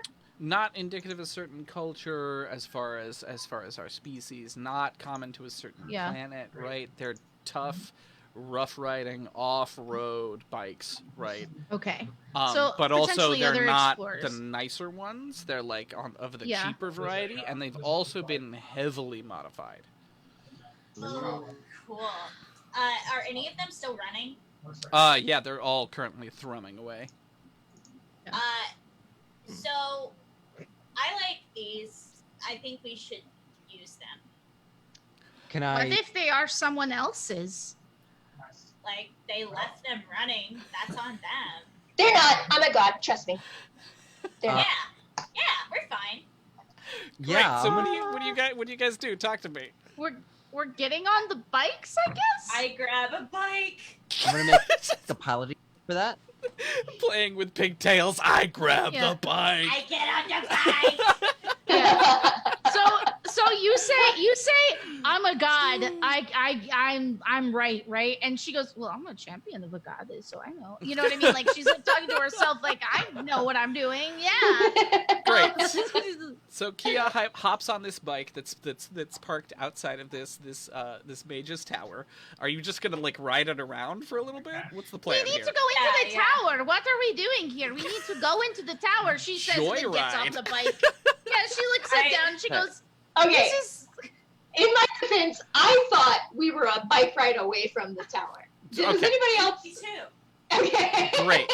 That's on me. I tried to describe that they were just outside the tower. To be I'm so sorry. fair, Miles, I did understand it the way you described it, but I still got like us like lulled into a false sense of getting on this bike. Being You the can't thing to give do. us these bikes and then like just not. You knew what you were doing. So, Bike's gonna so bike. Kia does a donut around the tower. Great, fantastic. And then stops the bike and pets it and goes, I'm going to call you Ruth. Great. So before you actually manage to stop the bike, the door to the tower, actually, you can't see the door to the tower. A door forms in the side of the tower and slams open, and out rush about 7 people. Right? They're all wearing various like cobbled together pieces of armor. Several of them have these like large face tattoos of wolves eating planets.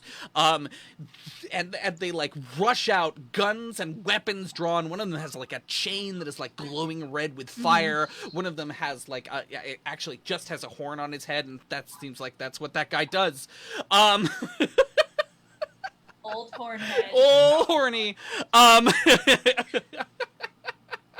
Great. And then say, hey, what are you doing? Get off my bike! I'm sorry, I didn't know that you were a biker gang. That's pretty cool. Are you a biker gang? Yes. What are you called? Do you have a cool name? We're called... Oh, no. There it is.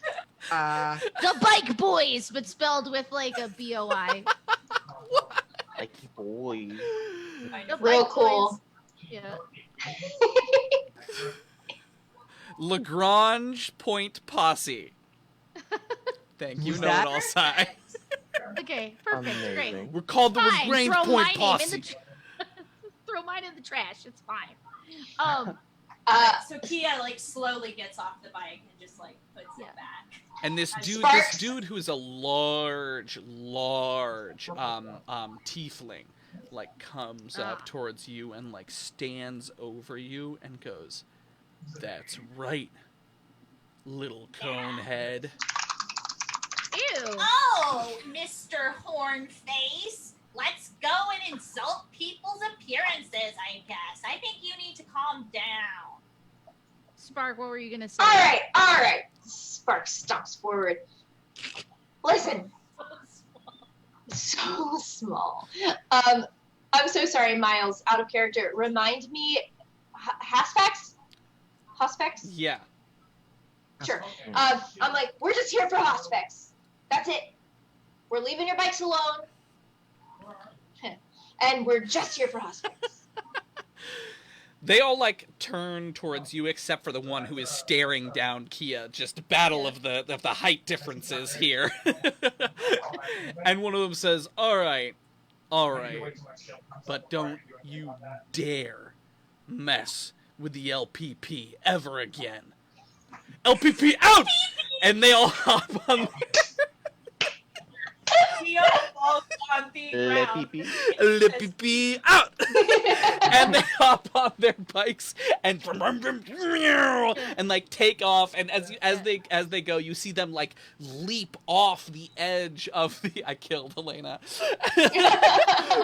Leap off the edge of the crater and zip off. And you think that they're like going to go out into space. You're like, what are they doing? And then they land on another asteroid and like disappear around the far side of it. She goes, we gotta get some of those. Like, totally taken by the experience. Adding that to my notes. She goes, what, are we going to let a bunch of biker boys scare us away from this tower? No, we're gonna get shit done. And she is gonna just frustratedly get the show on the road and walk towards the door. Beautiful. Bounding. Right as the door is disappearing, you put your hand on it and it begins to reform, right? And you push this large metal door open. Yeah. And out of it pours this smell, right? Oh, not again! Typical prospects. It's like earthy and at the same time alien and smells a lot like new car, right? So like fresh plastic. Ew. As I touch the wall, I want to close my eyes and use my blind sight to sense if there's somebody moving in the tower. Yeah. If there are other people there. Just one person. Yes, there is. Just one. She goes, he's here! And then she goes inside. You guys head inside. It looks like the bottom floor of this tower, which is usually an alchemist shop, or not shop, like a workshop, right? Alchemist workshop has been wrecked, right? There's broken glass on the ground and like delicate specimens that are like splatted down. Some of them evaporating very quickly. No. One as you come in the door, one tree that has been unpotted by a smashed pot kind of evaporates into nothingness. Just purple sparkles disappearing into the air. Does it look like it had recently been wrecked? Like the Le Pipi did it? Yeah, it looks like Le Pipi did it.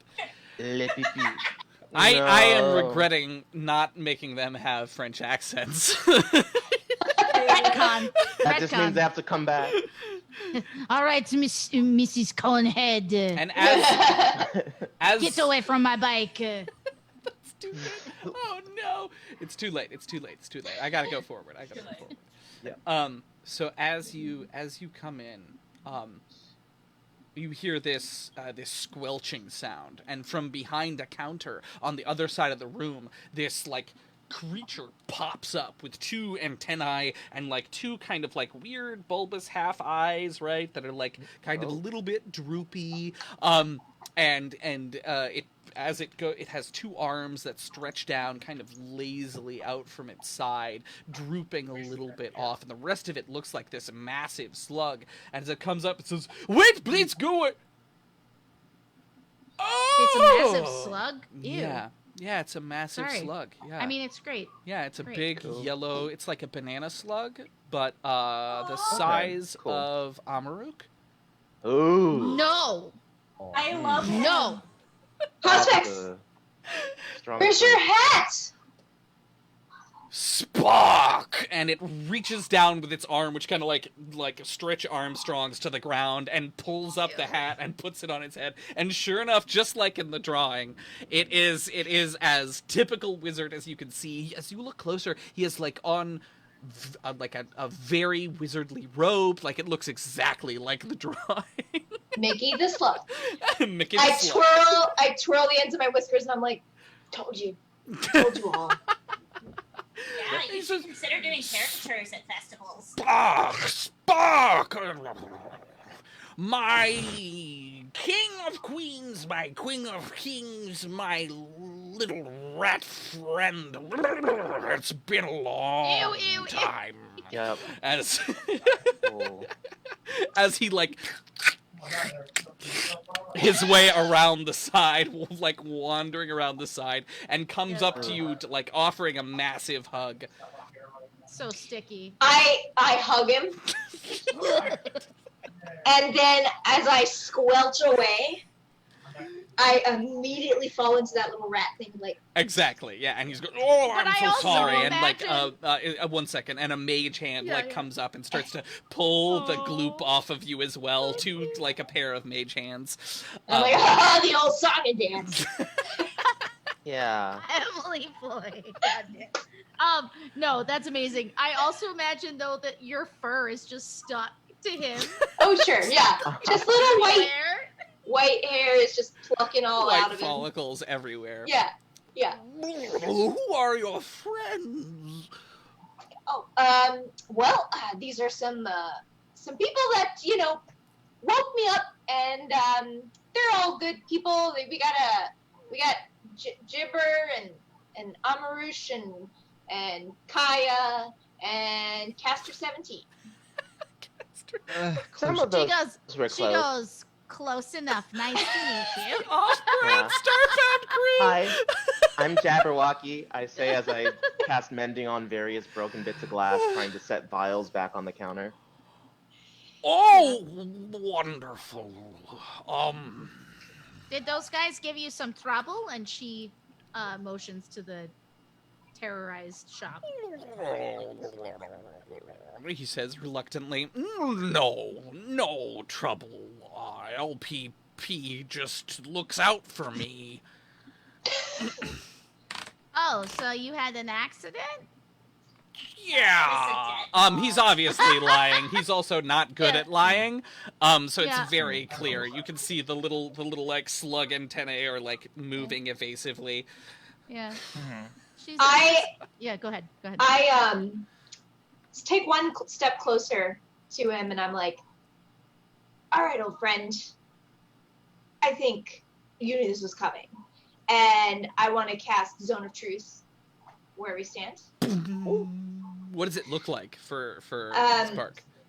So for me, it looks like I basically stomp on the ground, and as I do, it's like gray shadows of like skittering animals kind of like extend from all areas, like almost ethereally, and then form a circle. And then there's the little skittering animals, all the shadows are all around us in the circle, basically protecting the zone that it covers.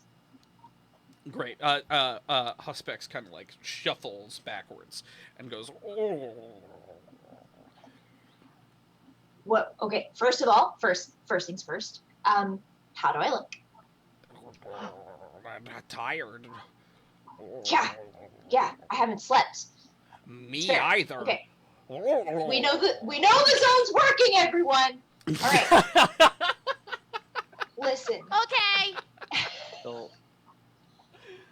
First of all, tell us what those bikers really did here. Oh, they broke up the shop. And why are you trying to cover for them? Well, it's an extortion scheme.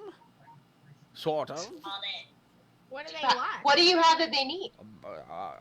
Plenty of things. I make potions, and I cast spells for them, and the usual thing that a wizard of the 9 circles would do.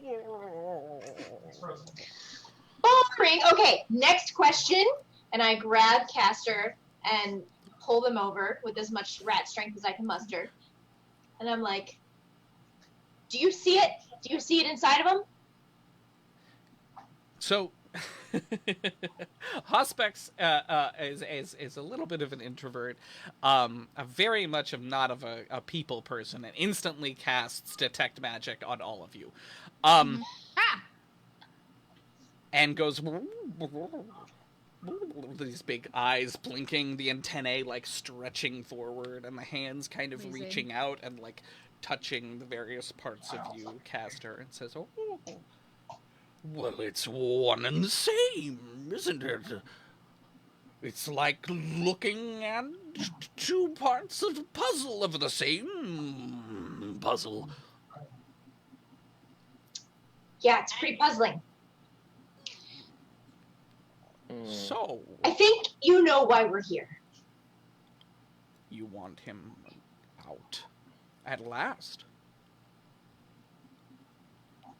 Well, I can help you, but I need a receptacle. I need somewhere for it to go. What about the coffin?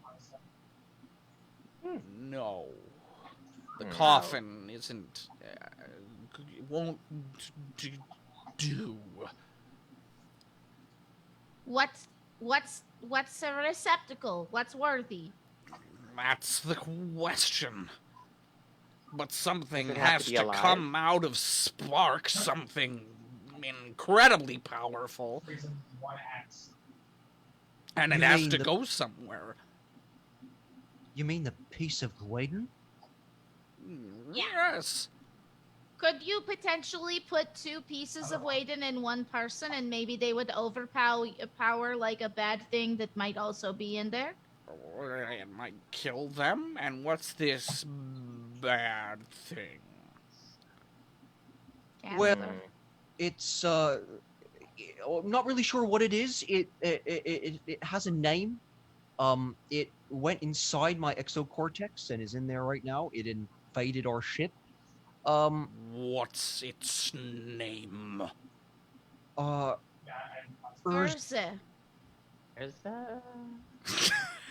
Anyone else?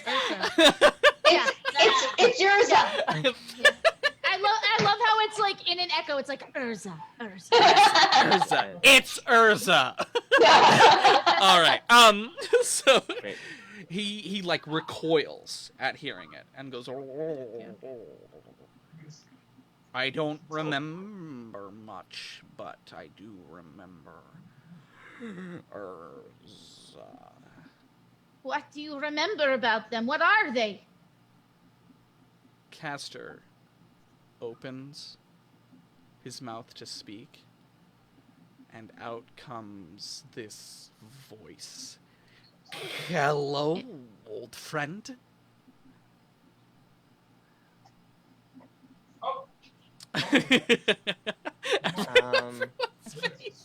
Yeah. Castor, is that you, or is that your friend? It's not Castor. Okay, I just wanted to check.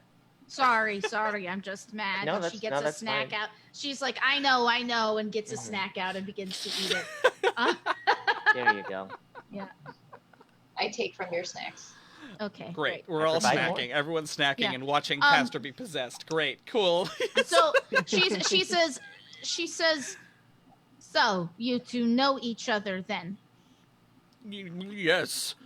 Hospec says, from a long time ago, from before the emptiness. Yeah. Then maybe you can tell us who Ursa serves. I can't remember, but Urza Damn wants... it! Sorry. That was Anne. And Emily, for context, we've been trying to figure that out for like a fudging month. So I was like, it's happening. It's not. Just gonna make my peace with that. Spoilers, it's not. Spoilers, it's not happening. Great. So you don't remember then? No, but he wants what's inside the lock. What's the lock? What Spark is supposed to keep.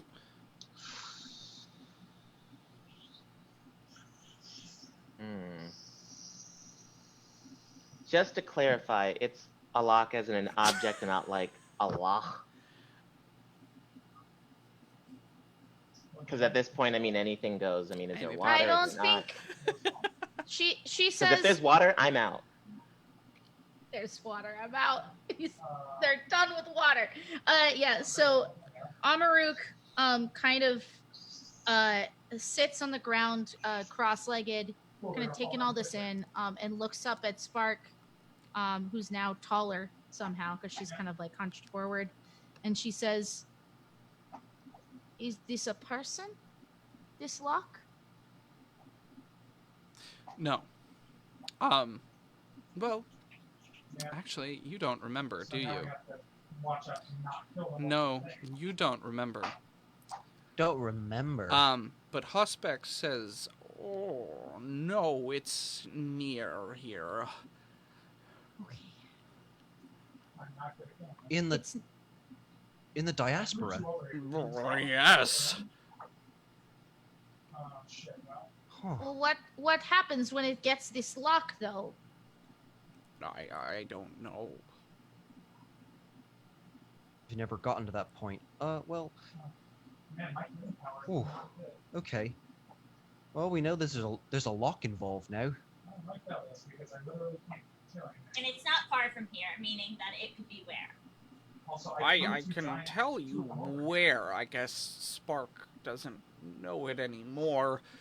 It's been a long time since we've been together, but... Tell me about it. It like kind of smiles, the sides of the slug turning upwards gently. I'm so uncomfortable. But it says, what when I don't know if you'll be able to undo the lock if you don't have it in A vessel. you. If we don't have what? Sorry? The piece of Waden.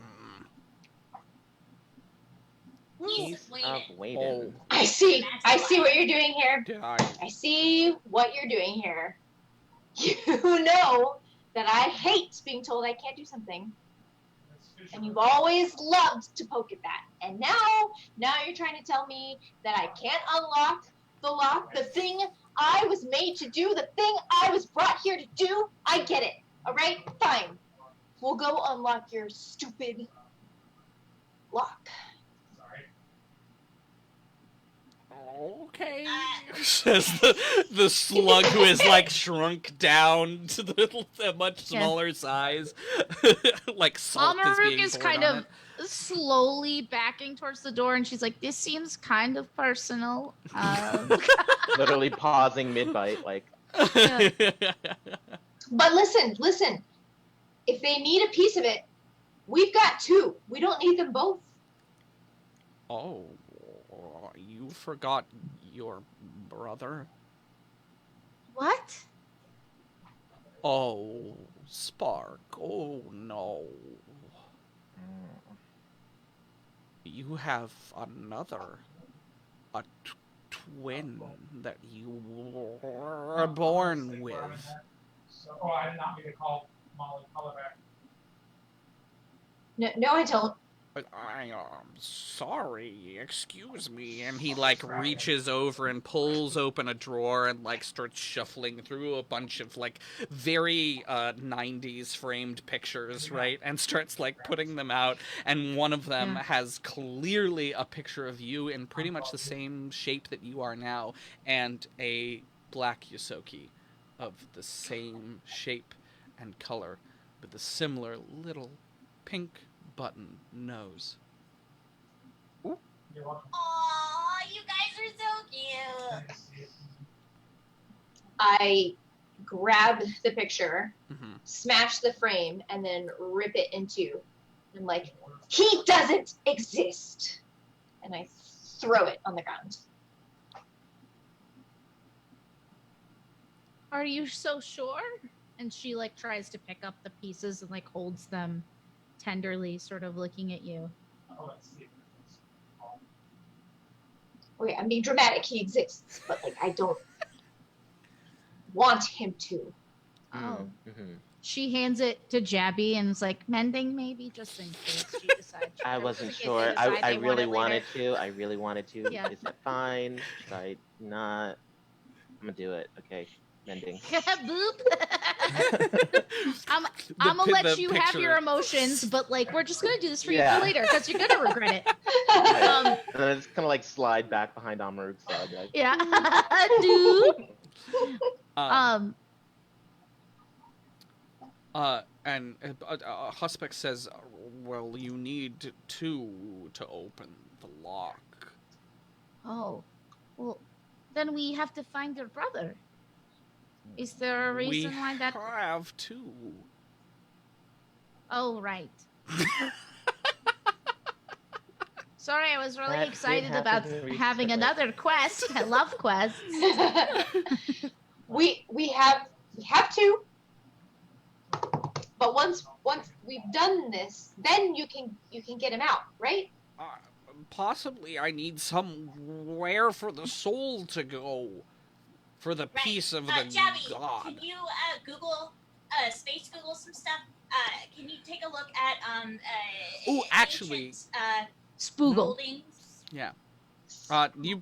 I mean, that's not going to give you anything. This is an esoteric question. Yeah. Right. Well, we are just so I understand. It's Miles, not like as- God Holder is like a thing you can buy on Space Amazon. I mean, I did pull up Amazon. Etsy, like Space Etsy, like, oh, like that's not what a soul catcher does. Oh, okay, my bad. I'm so sorry. It's not on Spamazon Prime. Kia. No.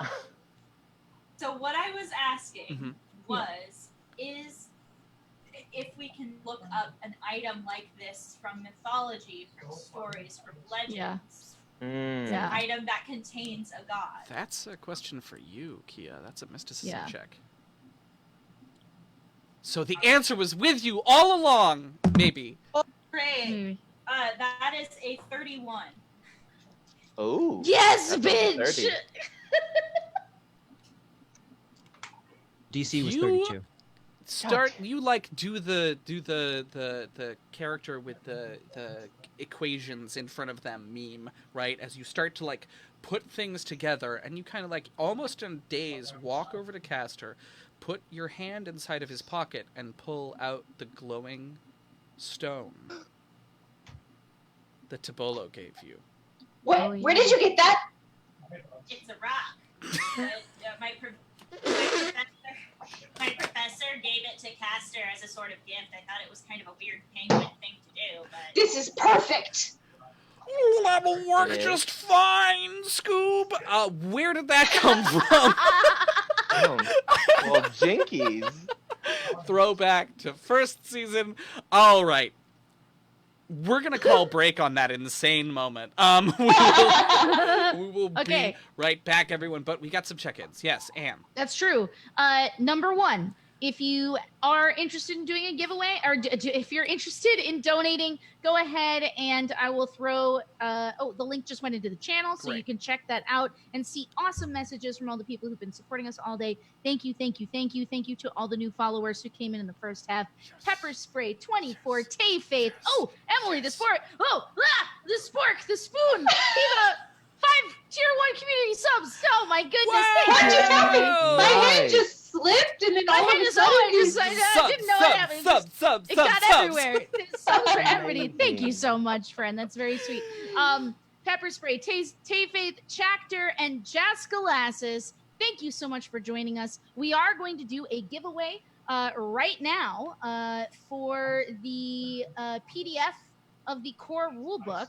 1 second. I'm figuring out we are doing, Game 2 Part 1. 2 winners for the next one. And the keyword will be Spark. So give me 1 second. One second. Easy Too to many, remember. Guys, I have so many screens. Yeah, take your time. Take your time. Oh my That's quite all god. right. Yeah, Mighty Onion subbing. Thank you. Emily. Thank you. you're the best. You guys, it's my pleasure. So much subbing. All right, there we go. Spark. That is the thing. Throw it in chat. And we will roll those giveaways. We'll be giving away 2 when we come back from break. Yeah. Miles. So throw those Let's in. roll that beautiful bean footage. Roll that beam footage. Okay. Hey everyone, I'm Miles Duffield, and so we're raising money for the Trevor Project. This cause is near and dear to my heart, but I wanted to make sure that you all knew exactly where your money was going and what the Trevor Project is about in the first place. So I'm going to read you their mission statement so that you get a clear idea of why we're supporting this lovely organization and what they do with the money that goes to them. So, the strategic mission of the Trevor Project is to end suicide among gay, lesbian, bisexual, transgender, queer, and questioning young people. And the organization works to fulfill this mission through 4 strategies. 1, to provide crisis counseling to LGBTQ young people thinking of suicide. 2, to offer resources, supportive counseling, and a sense of community to LGBTQ young people to reduce the risk that they become suicidal. 3, to educate young people and adults who interact with young people on LGBTQ competent suicide prevention, risk reduction, and response. And 4, to advocate for laws and policies that will reduce suicide among LGBTQ young people. Now, we here at Starfound chose this nonprofit, this lovely organization, because of that mission statement, because the issues that it addresses, many of us faced as kids, many of us still face today. We know that we could have used some help. We know that plenty of kids today in this world that becomes increasingly hostile in many ways to LGBTQ young people could use some help. So thank you for watching and for listening, and remember, you can find the donation link at any time by typing !donate in the chat. Enjoy the stream. Pride, in a queer sense, is a necessity. Pride is a celebration. Pride is resilience. Pride says that I'm here not in spite of you or because of you. It says I'm here because I need to be. It is the audacity to seek to live rather than just exist. It is a commitment to the work of self-love even when you don't want to clock in. It says, I am a diamond. I don't need to worry about shoe pebbles. Pride says, I am made of love. Pride is the righteous fury of those who've been on the cutting edge of culture yet left on the cutting room floor of society. Pride is overt and subtle. It is too much for the sake of being enough. It is the camp of those who had to hide at camp. It is the shout of those who have always been crying out for what we can be. Pride is me. Pride is a read, and pride is tea. Pride is every hue. Pride is you.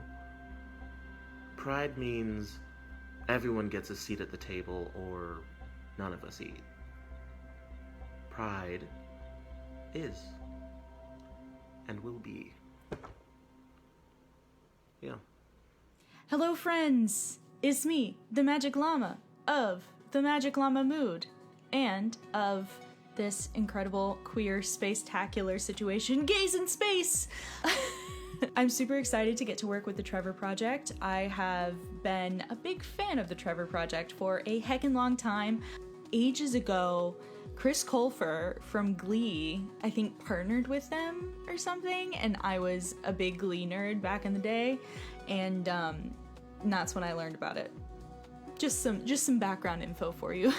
I am super excited to celebrate Pride this year while social distancing. I, in the past, have gone to Pride parades, and your girl gets so overstimulated by the Pride parades. I've tried and I've tried, but I am just a small little weeb in the big, big world. But I'm excited to celebrate it. I identify as pansexual. It's been a long journey to come to that term and to come to terms with the term. And I'm happy with myself. Finally. Finally, yeah, it's a thing. It's a new thing, which is kind of cool. I grew up in the South, in a rather conservative community, and I went to an all-girls Episcopal school. And the school was super accepting and diverse and wonderful, but there was this underlying religion aspect. It's hard to be yourself when you are constantly having religion tell you that you shouldn't be yourself. I had a lovely time at the school. It was perfect for me, and I fell in love with somebody that identified as female. And I was so incredibly ashamed. It was something that kind of consumed me. Had a lot of trips to the counselor. Shout out to counselors in school. There should be counselors in school and not police in school. It took a lot of work and self-reflection to allow myself to like myself. And luckily, the more I started liking myself, the easier it was to be myself. Crazy, right? I love that I love so many. I'm pansexual, so that means I love everyone. Everyone's super hot. Hey, you hot. And so I'm really, really excited to get to celebrate Pride in this incredibly inclusive community. I've always found D&D and all the tabletop RPG communities to be incredibly accepting. It's literally a place where you can live out your dreams. So you can step into someone else's shoes and learn from their perspective, which I think is a super helpful tool just in general. They should teach D&D in schools, just saying. So Pride means a ton to me. I am happy that I am who I am. I think I'm really cool. Don't tell anyone. I think I'm very, very cool and secretly extremely funny. It's a big secret. Don't tell anyone. And I'm so happy to work with the Trevor Project. The Trevor Project, my first knowledge, aside from Chris Colfer from Glee, was that they had a hotline for people that were in a moment of crisis. LGBTQ plus folks could go and call this hotline and have someone talk to them. And I find that to be extremely helpful because a lot of times depression and anxiety can take over a person. I know this from experience, unfortunately.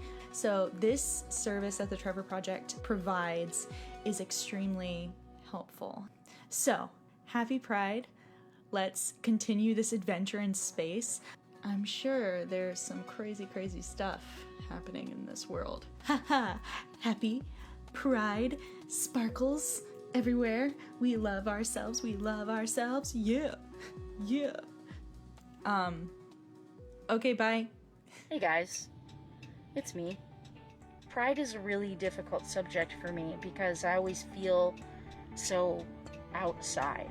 You know, I've identified as a queer ally for a long time, but I also know that I'm not really straight, but I don't really know where to put myself.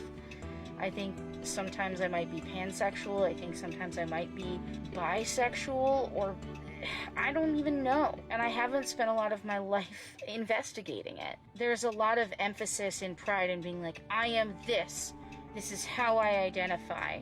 I've always felt really pressured to choose an identity or discover my identity during this time of year, and it's really hard. And I guess I just wanted to share that with you because if I feel like this, there must be other people who feel like it too. And I just wanted to express that it is okay to go on your own personal journey. No one should be forcing you to move faster than you're ready to go. It's an adventure, and that's a positive thing. And being able to kind of express that and share that with the cast of Starfound and having all of them say, that's okay, that's fine, you are valid, really made me stop and take stock because I was feeling like I wanted to do. Welcome back, everyone. Welcome back to Starfound on Heartsinger Games. So, guys, yeah, we're back. We're back. We're gonna do our giveaways. So this is your last chance to enter the word spark. Do it quick. I'm gonna count it down. 5, 4, 3, 2, 1.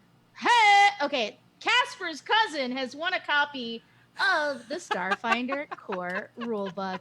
Congratulations! And then I will also roll it again, and and Tasty Peanut for Me has also won. Great. Yay! Great user. Awesome. I too need a Tasty Peanut. Yeah, the Tasty Peanut for LP us, Peanut. for all. Yeah, Tasty Peanut for all. Awesome. So, guys, I will be in touch with you in just a moment via chat here, and we'll be able to get you. Get your information and get you out those copies of the core rulebook so you can start your own Starfinder adventures. Exactly. Where are we on that donation tracker? Well, I'll tell you, Miles. Tell me. Looks it up. We are still sitting. Wait, no, we're not. We got another donation from Emily Floyd. Oops, God, my pesky mouse just keeps like. I just fell over. Oops, I fell over. Thank you. It says spark, just like that. That's how I read it. And so we are at $865, which means that we're $130 $35 away from our goal of $1,000. And Wow. at $1,000, we will also give away a copy of the Starfinder beginner box, courtesy of our friends from Geeks for Good, which is Miles's channel, which I'm going to throw in chat just because you guys should go over there and give them a follow. Go throw us a follow. It's true. And join And and I's communal Discord by typing !Discord. And there's a link for I you. threw that in during the break, so Okay. they've seen it. They got to look at it. All right. Gotta. What was that sound? That was the. It's the same sound you just made moments ago as a snail man. It's true. Yeah. So. That's what it is. Oh. Yeah, I hear that. So. All these pride emotes in chat make me so happy. I know, I'm it's sorry. so I'm sorry. great. No, don't. And you unlocked them because when you gift subs during this month, you actually unlock pride emotes for everybody in the channel. Hey, thanks for that follow, Stobert. You're like, I did that? Me? Me? No, me. Amazing. Okay. So, we have just found out that we do actually have the tools required. I got nothing. What are you guys doing? Well, I got nothing. What do we do? Great question, Miles. First of all, I just love being called a tool. It's like my favorite thing. It's really helpful. Ooh, Thank you, omnipotent voice, for being so disrespectful to me. Right. Never forget, you're just a thing. Your words on a character sheet. I don't like that at all. So she says, so just to review, we're going to go to this place, and then you and Castor will be able to work together to open the thing, and then when we have that, we'll be able to help you be free of this? And put the thing in here. She gestures to the stone. Oh, right. That was the new development. Good. Yeah. It's weird that he just had that, sitting around. How did he describe it to you, Castor? It's a glowing stone. Yeah, that's literally What all did he said. say it- That's Oh. literally all he gave us. Cool. Cool. Does someone want to do a check to find out more information about it? I can do detect magic on it. Absolutely. Yeah. Oh. I do it. You see Jabby's eyes light up, and the different symbols of Valora 2 on his different hands light up as well, and he taps the stone. His runes light up, and... I was about to be like, and then his runes light up? They do. Yeah. It has strong, oh god, what is the word for this? Oh god, schools of magic Abjuration? flown out of my head. Abjuration, necromancy, illusion, conjuration, transmutation. Transmutation magic. Whoa! Oh. Yeah. Curious. Well, I'm getting really strong transmutation vibes from this, so that's interesting. Transmiguration? What is it? What does that mean? Oh, okay. So, Magic 101. Basically, if you take an apple, transmutation could turn it into, say, a pear. Okay. Yeah. So, are we saying that this process is going to transform Spark and Castor? Well, I suppose something different. There is a change of sorts, but I don't think it's more like a ceiling, maybe. I don't know. It's an umbrella term. We'll say. That glass ceiling. No, I'm kidding. Can I do another mysticism check on it to see how if there's some sort of way to activate it? If there's something that a portal that opens or something like that. So, it's a box, right? In many ways, Mhm. right? It's just a box. Yeah. Okay. But it's also a little bit of a magnet, which is probably how Torbleron found it in the first place. Yeah. God okay. damn it. Mhm. Oh. Well, it's strongly magnetized, so that could be Yeah. something. Not Maybe like a full literal magnet, reversal. like a hypothetical mystical magnet. It's a Okay, magnet. like a hypothetical mystical magnet. Just so we're communicating. All right. So Well, what's important is these are the facts. We're gonna go to this lock. Yeah. We're Okay. We're gonna open it up. Okay, we open it. We Okay. don't need Spec, and that's the most important thing. Spec is your brother? I don't have a brother, but if I I'm did, sorry, yes, but if his you did- name would be Spec. I see. And then Says the slug encouragingly. And then, once we've got it open, we're coming back here, and you, Sluggo, are gonna get that piece out of us. That's what we called him in college. He loves that name. Yeah, she had clutched her pearls, but is now unclutching. Now that you've given her You like look over and you see that he has like a pin-up cork board with like a bunch of memories from college. That and everybody's standing around him on his Sluggo. birthday wearing Sluggo shirts. Exactly. Yeah. Yes. And they're all like, Slug, oh, like that's It's so like a Harry awful. Potter moving picture, and you like faintly hear it in the background. Exactly. Yeah. All right. Yeah. Oh god. Great. So he This game draws is the a best game. little map for you guys, right? And like, Yeah. it's not going to be too hard to navigate the Kingfisher over Mhm. to the rock in the Diaspora where this thing lies. So you guys all hop out, Mm-hmm. head back to the Kingfisher. Am I going too fast for anyone? Does anyone want to do anything? Live it up. Cool. Great. The only thing that she wants to do is she kind of like as they're bounding back, she kind of gets next to Spark and says, "You know, I don't have a brother per sense. Actually, that's kind of a gross idea to even think about him even remotely like that. But I do have someone who sort of is another half in the way, and I don't like him very much either because he was sort of mean to me when I was younger." And she sort of pulls out her little memory book and finds a picture of like Vlaka graduation from Solarian training, like, and shows a picture of Goruk, who's this in every way matched to Amaruk, very tall, broad-shouldered, leering Anthrowolf figure, but is in all black next to her stark white. And when you look at the picture, it's very visibly Amaruk, but she doesn't have the black markings on her face. And she says, "So, if you don't mind me asking," which you probably do, why don't you want to know your brother anymore? It's complicated, but basically I don't know if we could be considered brothers in the sense of the way most people think of the term, but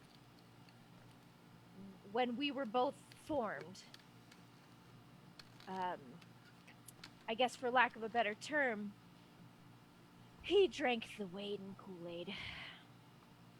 Oh, I totally know how that is.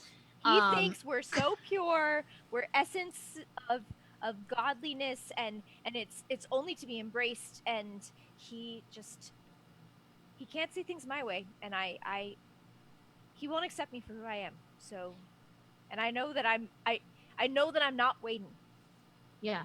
And she says, "Yeah, I mean, that's totally it. I mean, like, what am I supposed to do? Stay on my planet all the time? And, you know, I can serve my people without having to sit in four walls all the time and make these stupid proclamations from on high. I mean, what does he think he is? He can't tell us how to live our lives." And she, like, slaps you on the back, like, emphatically, a little too hard. Like, but it's clear she's talking about your situation, but also not your situation. Sure. Yeah. Yeah, just like that. Exactly. Yeah, As the Kingfisher exactly the touches same. down on this new asteroid, and you all find your way out.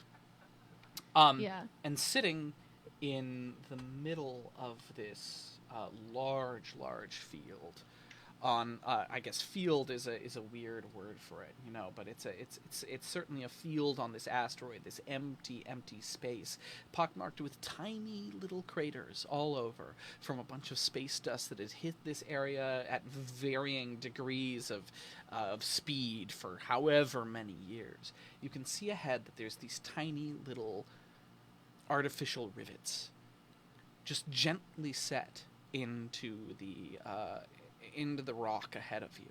And as you get closer, you see that these 6 bumps surround this gigantic door, circular vault-like door set into the ground. It's all carefully camouflaged. And on the ground, at the center of the door, you see 2 singular white lines. I take that back. You see 1 white line and 1 black line. Well, I don't want to I don't want to impose, but Spark, would you is this what we do? And he puts his hand against the black line, I guess. I scuffle over and I very emphatically push you over to the white line. Oh. And I take my now black paw and I press it against the black line. Fantastic. Ah.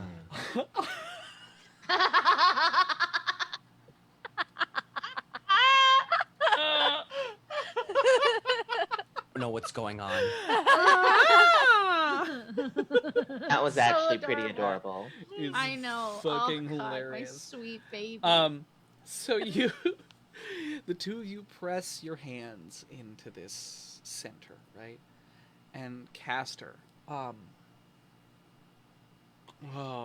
become aware of a new sensation to you. Remember the song from last episode? The song that all the creatures in the silk were singing.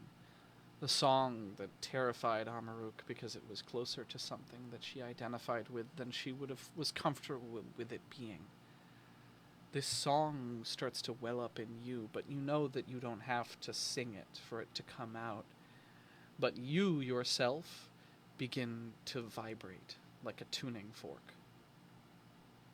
And this vibration carries down out from your heart, really from the bones in your sternum, and begins to spread across you like a deep, warm hum that ripples through your body and eventually out and into your hand and begins to vibrate into the metal. And you around you, I think Jabby is probably like leaning on one of the little bumps, right? The little metallic bumps. You can feel it start to vibrate back at you. And as you hear that, you can hear the song in your bones for a moment before you react away from it. And as this begins to build, the door begins to and rolls open to the side. And it's open ahead of you. Yeah. You know that part in Tangled where she's singing? Absolutely. And she's singing for the first time in front of Flynn, and then Pascal is like, yeah. A knowing look. That's me right now. While you're like, and I'm just like, yeah, I get it. Right? Yeah. Meanwhile, we hear nothing, right? You can feel it. Yeah, the we can void feel it. Okay, of never mind. space. But it grows loud enough that even those of you who are standing on the dust can hear it in your bones. Yeah, and I can definitely feel the vibrations through my blind sight. Yes, in that case, you can hear every tone. She reaches up and takes out her hearing aids, and listens really closely to this melody. Is it absolutely the same spherical music that Desna is related to, or that she thought Desna was related to? Or is it different in some way? What do you think, Anne? Well, this is separate from Amaruk, but I think that God takes many forms, and that in our world, historically, people have, I'm thinking Greco-Roman, taken the same God and shoved it through a kaleidoscope and broken it up into its various useful parts so that they can group them. And I think that there's a lot of connection between what Desna is about and what Waden is about. And so I think honestly, I think it's probably the same in that it's like causing her to question her newfound ultra faith, probably. Unfortunately, for all of us other people out there who have feelings. I don't think that's a question that I can answer for you or for Amaruk. Yeah. I don't think that's a question that exists. I don't. Okay. Or I don't think that's a question that has an answer. An answer, yeah. Right. Yeah. And as the humming comes to a close, as the song experiences its final drifting note, you can hear the rumble of hoverbikes. Damn it! Hey, guys. Le Pipi. As Le Pipi rides over the horizon! They rumble around you, riding in circles, encircling you like wolves, before finally the bikes come to a grinding, rumbling stop. This is like cool, low-gravity Mad Max. Oh, yeah. And I'm here for it. Or Mandy. Yeah. Whatever, pick your poison, honestly. And they all begin to approach you, right? Most of them keeping like a decent distance from you. You realize that there's a couple more of them with you now, and they're all kobolds. So Why would you do this? So time to smash. So smash or pass. No, I'm kidding. So she is listening, right, to this music happen, and she starts to be like, no, it is different. There's another like low tone, and then she realizes that the tone is coming from elsewhere, that it's not the music, and that it's the rumbling of the approaching bikes. And she slaps her, she reconnects her earpieces, and turns around and kind of like gets herself between, or tries to get like kind of stalk as they move around, because she realized there's no stepping between them and us because it's a circle, right? Yeah. And so she looks nervous. The tail wags, and she says, "All right, are we going to have a problem here?" Beautiful, fantastic. So they encircle you. Several of them step out. The kobolds kind of pace back and forth, and one like very sharp-looking kobold with this like long wolf tattoo that appears to be like, it's almost a scaled wolf. I guess that's not a wolf anymore. I guess that's just a dragon. With a dragon tattoo that like winds down its long nose, walks right up to Kia and goes, "Yeah. You disrespected us. Oh. And now we take your good." I'm sorry, my good? Yeah, the good. Your good. Good? I don't have any of that anymore. I left that all on Mercy's rest. Jesus Christ. The character development. No, you know it's true. The good, and he like points around you at the whole good in whole. What do Humies call it? What do Humies call this? And one of his lackeys goes, treasure boss, and he goes, treasure, and now LPP will have your treasure. Now he's French. Got it. There it is. There it is. We made it. There it is. His accent comes out when he gets frustrated. It's I get it. How close is his bike? His bike is a solid 30 feet away from you. Okay, never mind. Cool. She goes, "That's funny because my friend likes your bikes," and she's gonna attack them. All right, this looks like we're rolling initiative. My friend wants your bike. Swings. All right, let's go. I'm tired of people trying to take our shit. So this map was edited by our community member Spider on my stream last night. That's so cool. Yeah.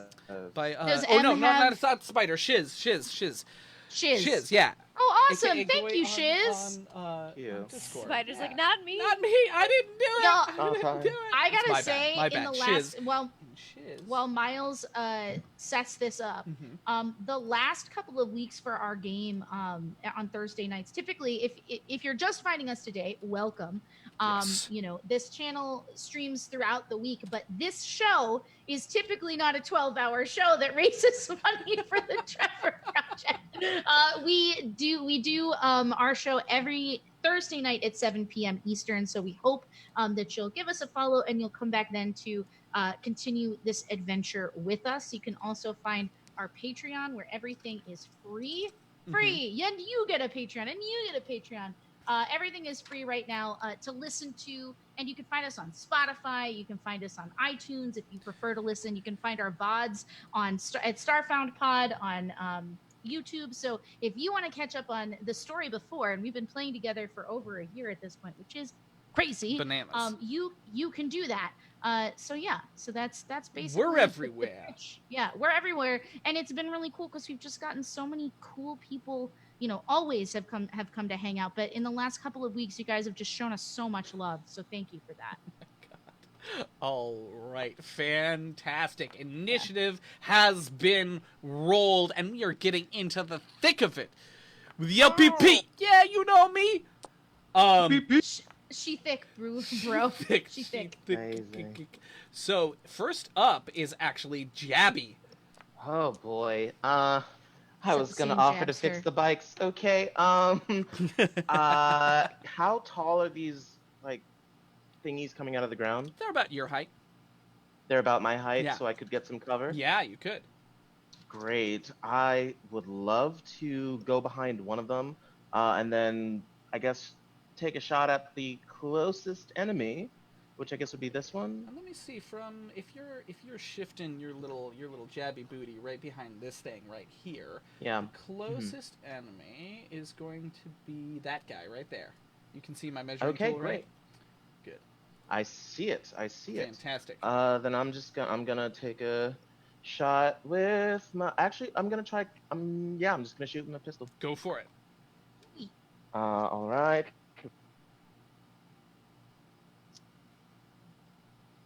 Uh-oh. That is a total of 18. Thank you. Fantastic. That's a hit. Roll damage. That's 1 damage. God damn it. He like ducks underneath it, and your sonic pistol like kind of rocks him backwards, and he like gets his footing underneath him and goes at you. All right, that is it for your turn, Jab. Yeah. All right, Caster. As I duck behind cover. Great. I'm going to summon my sonic pistol with a Great. swift action. Pixels forming the shape of a gun, and then Yeah, gun absolutely.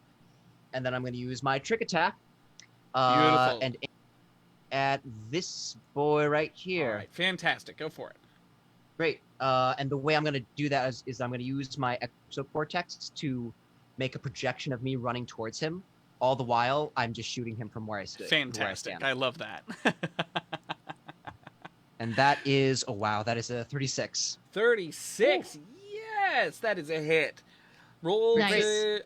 That's you succeeded on your trick attack. He is now off kilter. Yes, flat-footed, and now I'm going to roll for attack. That is a 19 to hit. Great hit. Great. Now I roll for damage. Yes. Roll for damage. And now I roll for damage. I roll for damage. For my next trick. For my next trick, I roll some damage. Okay, well, that's okay.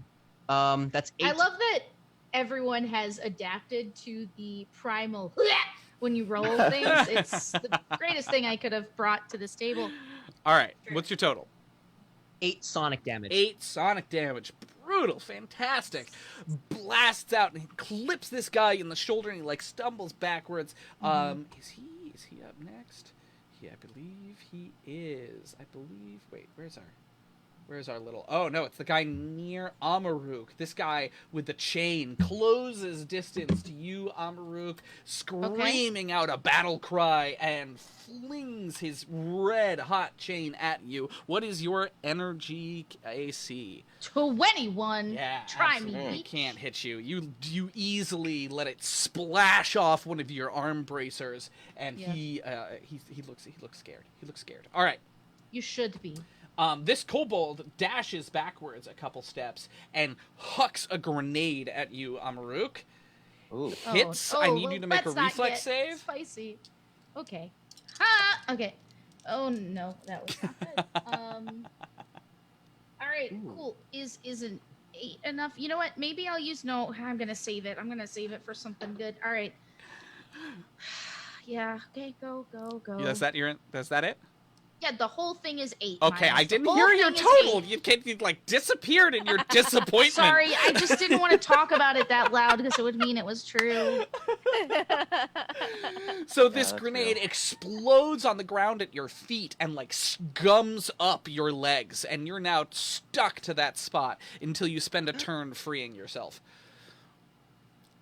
I made her angry. All right, and now that Anne's mad, we're gonna move on to this guy who is right next to Kia, this kobold, who grabs you and goes to headbutt you. Oh, he's totally the guy with the. He's totally horny, right? He has to be horny. He is totally horny. He's totally horny. I mean, I Are we am still doing phrasing? What's your kinetic AC? My kinetic AC. That's the best Miles, pickup is line I've ever a heard. 17. Oh man. 17. He hits. And You do a hit. his horn do a 7 points of damage to your face. Another scar. Collecting them now. I need you to roll a fortitude save. I will do so.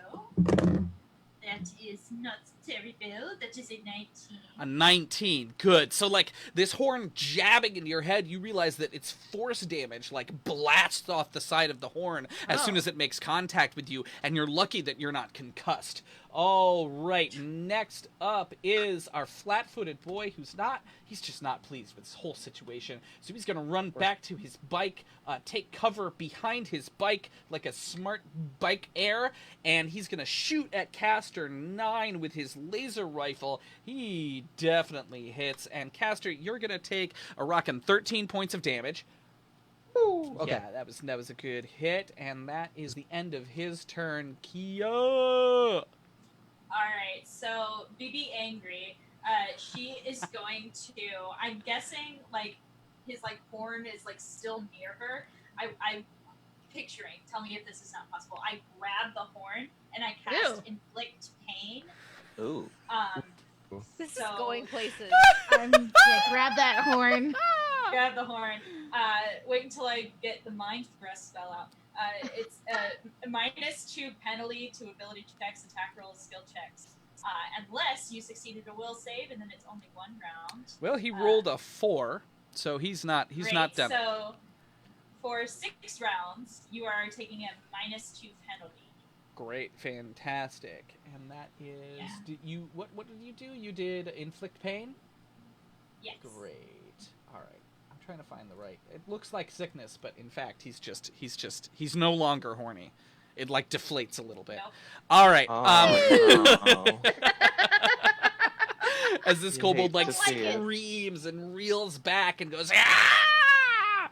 In your face. All right. Is that the end of your turn, Just like a Kia? floppy skin sack in his face. Whoa! It's a wet. It got it's more a- sexual than I yikes. meant to. I was thinking about a Wait, deflated horn. Miles, Yes. Did he move backwards? Is that what you? No. or is he That still, was like, that there? was Okay. that was talking. That was Okay. that was storytelling. It's all flavor. That was just right. saying things. Amaruk, you're stuck to the ground. You got a chain boy in Cool. front of you. Okay, so Amaruk is going to make a full attack action against him Big because surprise. she doesn't have to move to do that. Yeah. So we'll worry. That's a problem for future Amaruk. So Future 23. Chat is going off about that Listen, joke. Which it's is great. fine. That's a hit. Roll It's fine. damage. Okay, great. Hold on. Okay, and the second one misses. Okay, I'm guessing that a 16 misses. Does it? Let me check. No, does not miss. Oh, what a time to be alive! Okay, cool. So first attack. That's why we always say our totals, y'all. I fixed. You're right. You're right. I fixed everything, so this shouldn't be as terrible. God, that's a bad roll though.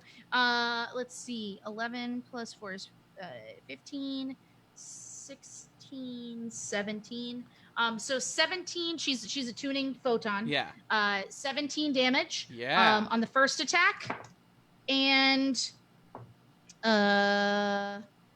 22 damage on the second attack. That was a bad roll. Great. All right. So you're like First stuck one. to the ground, and this Yeah. guy swings his chain Yeah. down towards you, thinking that he's got and you. I grab it and I just pull him forward onto my fist weapon and then just backhand him across the face with it while I'm like trying to hold on to him. And he Yeah. goes down. Yeah. And she goes, yeah, what now? But then she looks down and she's just stuck in glue to the ground.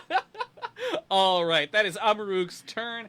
This guy, similarly, displeased with the fact that Jabby is firing at people, runs backwards and hurls a grenade at Jabby. It flies wide. All right, this is going to be fun. Let's see where it goes. Oh, no, towards our friends. How far towards our This is friends? such a cool background, Miles. Right? It is. I know, isn't it awesome? I know. Like the moon. It is the moon. All right, Spark, I need a reflex save. Yeah, of course you do. And so for those people following at home, I'm just gonna roll a 20 and then I add my reflex to it. Yes.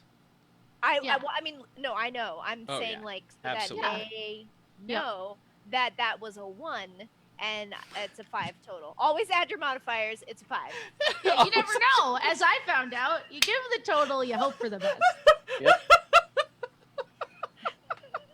Great. Never want to hear that. So laugh. this grenade like flies over Jabby's head, and Jabby kind of watches it go, and you're like facing off with these two guys to the southwest, right? And you hear a tink next to you, and then something explodes on your side, and you're covered in goop. And you, similar to Amaruk, are now stuck to the ground. Yeah. All right, that is the end of that guy's turn. More enemies shooting at people. This guy's gonna shoot at you, Amaruk. Misses wildly. Next up, one more enemy, mad grenadier. Dashes backwards. You know what? No, he can't go that far. He wants to get Caster anyway, so he's gonna go over here and just like lob a grenade softly at you, Caster. Definitely hits. Caster, I need you to roll a reflex save. Actually, roll the fortitude save. Lob a grenade. Sorry, roll what? Fortitude. You want me to roll a fortitude save? Great. Yeah. 15. 15. Great. So there's this explosion as a concussion grenade goes off like right next to you, but you're able to shield your head. You're only going to take a -1 on attacks and damage rolls for the next, let me roll a d4. 1 turn. You lucky son of a gun. Spark, it is your turn. Yeah. I would like to cast Hurl Force Disc. We love this spell. Kia and you can play Frisbee all day. Because I'm going to use it exactly right. So the way I understand it is I can hurl the Force Disc from where I am. Mhm. I don't. Is it within range? Like where my spell list doesn't have ranges. Yeah, absolutely. Okay. You are absolutely within range. It's like 60 feet, right? Cool. And how many guys can I hit with it? You can hit. You Go got for it, Kia. Okay, so it's a ranged attack against each successive target's EAC in turn. So if you hit the first guy, you can then keep hitting up to 5 creatures. Cool. Yeah. Cool. Great. Love that. So But you have to roll to hit each. Each time. So I have to roll to hit each of them, and so I have some fun. just Let's draw roll my. Would that be a ranged attack? Be a ranged attack with your wisdom as the modifier. Does that make sense? Mm-hmm. Yeah. Instead of dex. Instead of your dex, yeah. 4 plus 4, so I add 8 and yeah, okay, great. Okay, Alley-oop. that's a 22. That's a hit. Boom! It hits the first guy. Yay! Great. I'm gonna keep going. Great.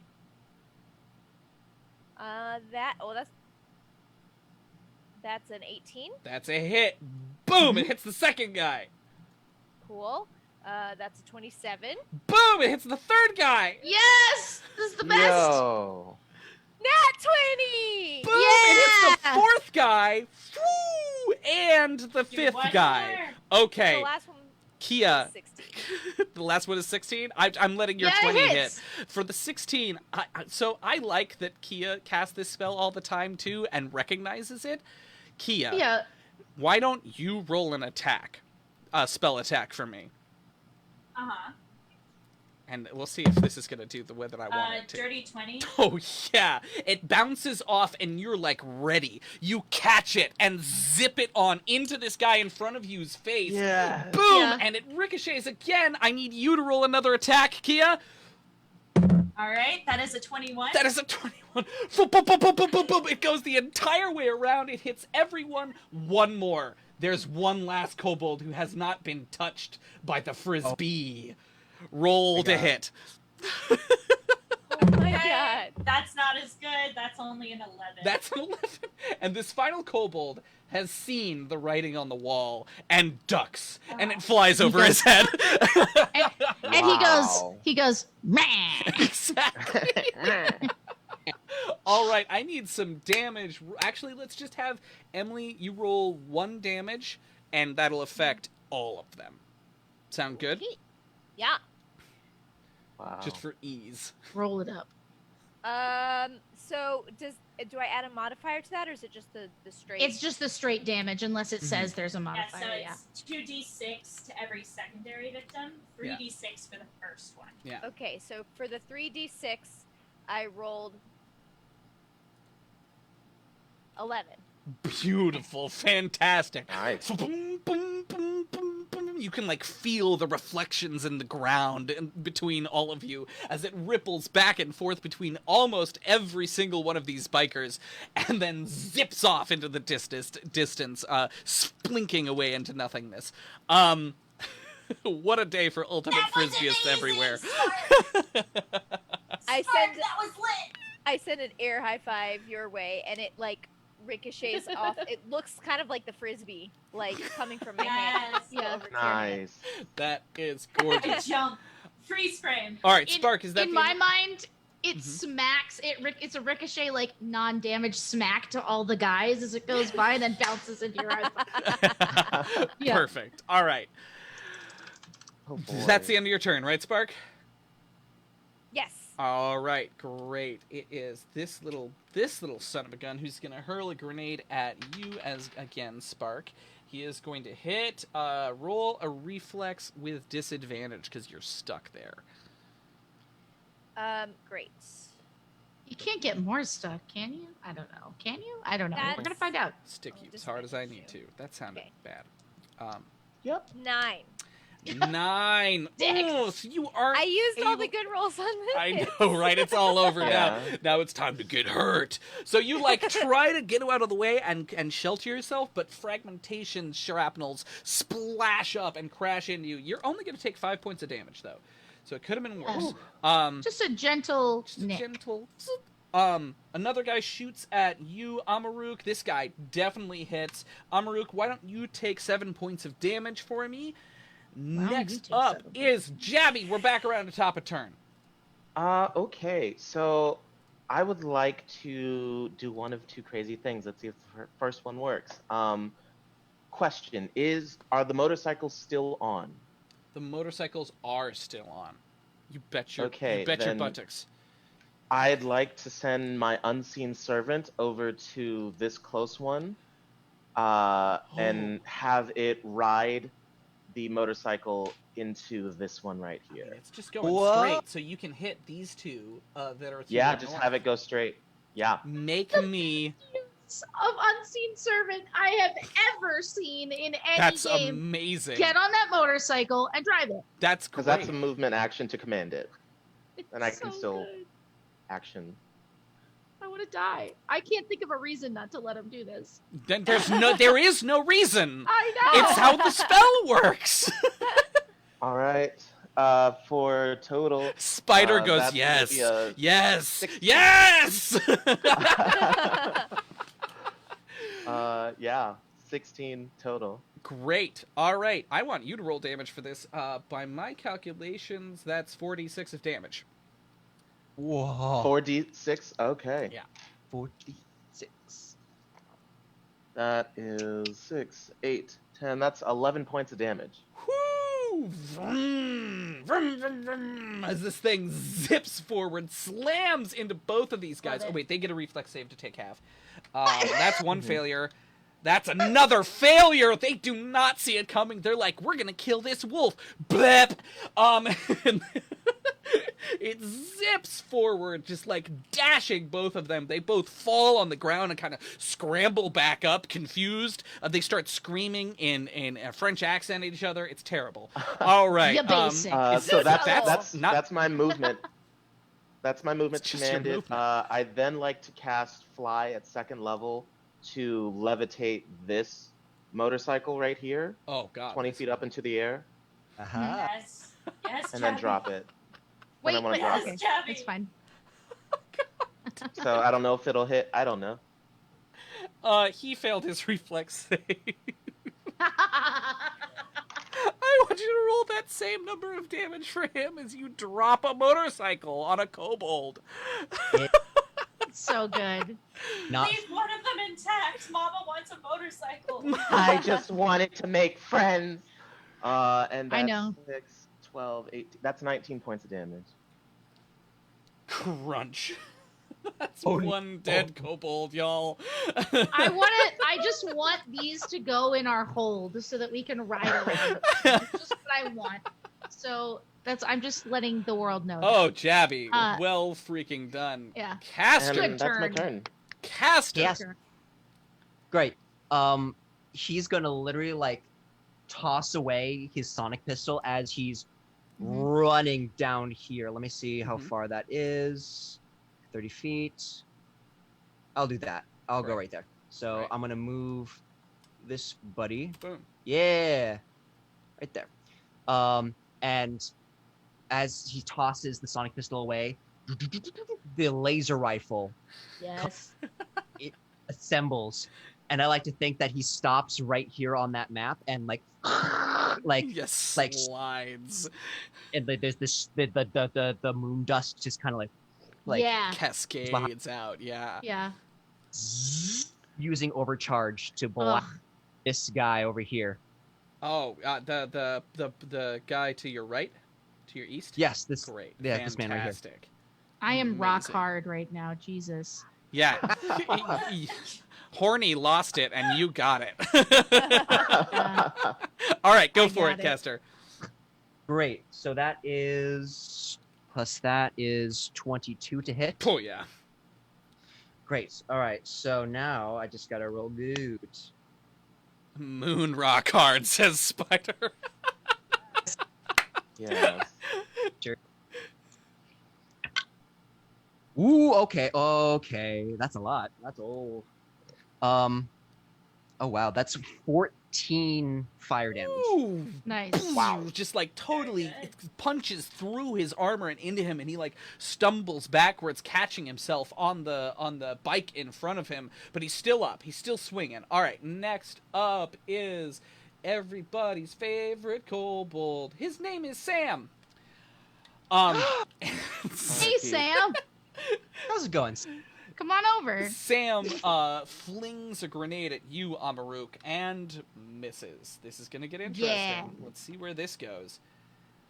Ho, ho, ho, Oh, yes, it flies over, or actually, even better, you see it coming, and you, like, backhand it out of your way, and it flies over and hits this guy right here. Yeah. And he is going to... Even better, though, I feel like what she does, because she's stuck to the ground, Mhm. is because she's so strong, she leans back because she's stuck, so she can, like, lean back And it further just than just, like, flies out of past. the way, Michael so it just Jackson flies back. Yeah, exactly. Yeah. And hits him. He fails his reflex save, and he is going to take 7 points of damage.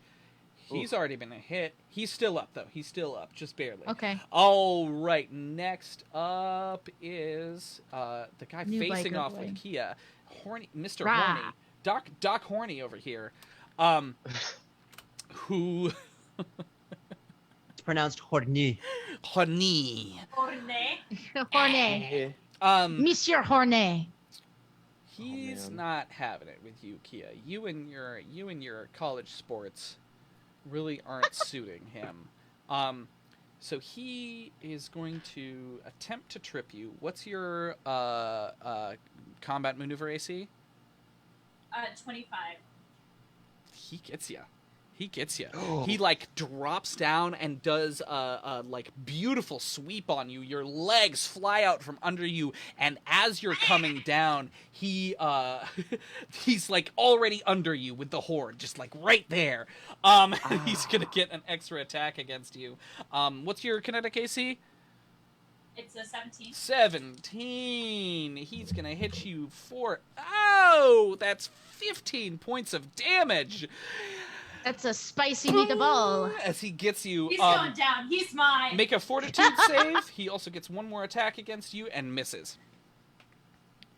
Fortitude is So many numbers. that is a 22. You're good. You're good. You're good. Horny's still not doing what he's not concussing you. All right. Next up is the guy that Castor almost killed, who's going to return fire. And move around to the far side of the spike so he has cover from you. He's going to hit, absolutely hit. Where's my D10? I'm like touching 12 different dice, can't find it. 10 points of damage to you. Sometimes I reach for dice as a DM and I just feel like I'm touching a keyboard because I'm like, which is dice for this character? Like an anxious raccoon. All right, that is the end of his turn. Kia, you're on the floor. All right, so I'm gonna use my move action to stand up. Fair. He gets a token of opportunity against you for that. Yep, You say 17 KC? Yeah. All right, he hits you again. You're gonna take another points of damage as he's just into you. Fortitude save again. You suck, man. That is a 22 again. You're good though. You're great. How much damage did I take from that? That was 10 points. 10. Yeah. If I must. Can I still do anything or nah? Yeah, that was just a move action. Great. Right? So I would like to cast Mind Thrust. Big surprise. Big surprise there. I mean, it's Monsieur Le Horn. And so, of course, that beautiful red light comes to my eyes and into my third eye, and it just goes whoosh, and it's all Sailor Moony and awesome. Nice. And I want to hit him in the horn with it. Of course you do. So he's going to take some damage, unless he beats an 18 will He failed. Very good. He absolutely As he failed. Excuse me. That's a lot. That's a lot. 15 damage. Oh, snap! Boom! He, like, reels backwards as your chemistry homework floods through his brain, and he says, periodic table! As he like, scrambles to recover his brain. I'm so sorry, that was really lame. Amaruk!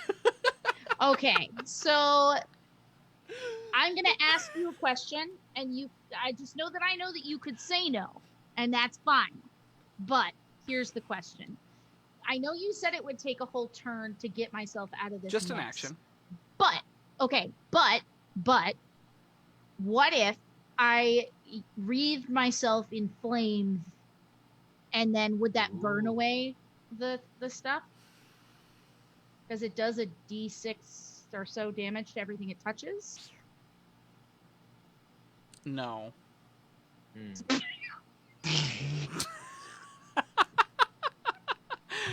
Now, here's what I will do for you. You have to make a strength check to get out of it. I'll give you advantage on it. Okay, great. So I will wreathe myself in flames. Know-it-all and I are on the same page. No! Yeah. Listen, I feel... She's trying to be creative. I kid. What if Thank you, Emily! Thank you! What if we make the goo ride the bicycle? Everybody loves that. Goo on a bike, goo on a bike. It's goo on a bike, it's our new spin-off. It's also Goo on a bike and Fred. For goo. Okay, cool. So 17 plus... Oh, I'll use this over here. Oh, you're good. Yeah, don't even do that math. Okay, you're fine. Great. I won't, and I don't want to. Great. So moving on. Now I will. Let's run. Check out my 30.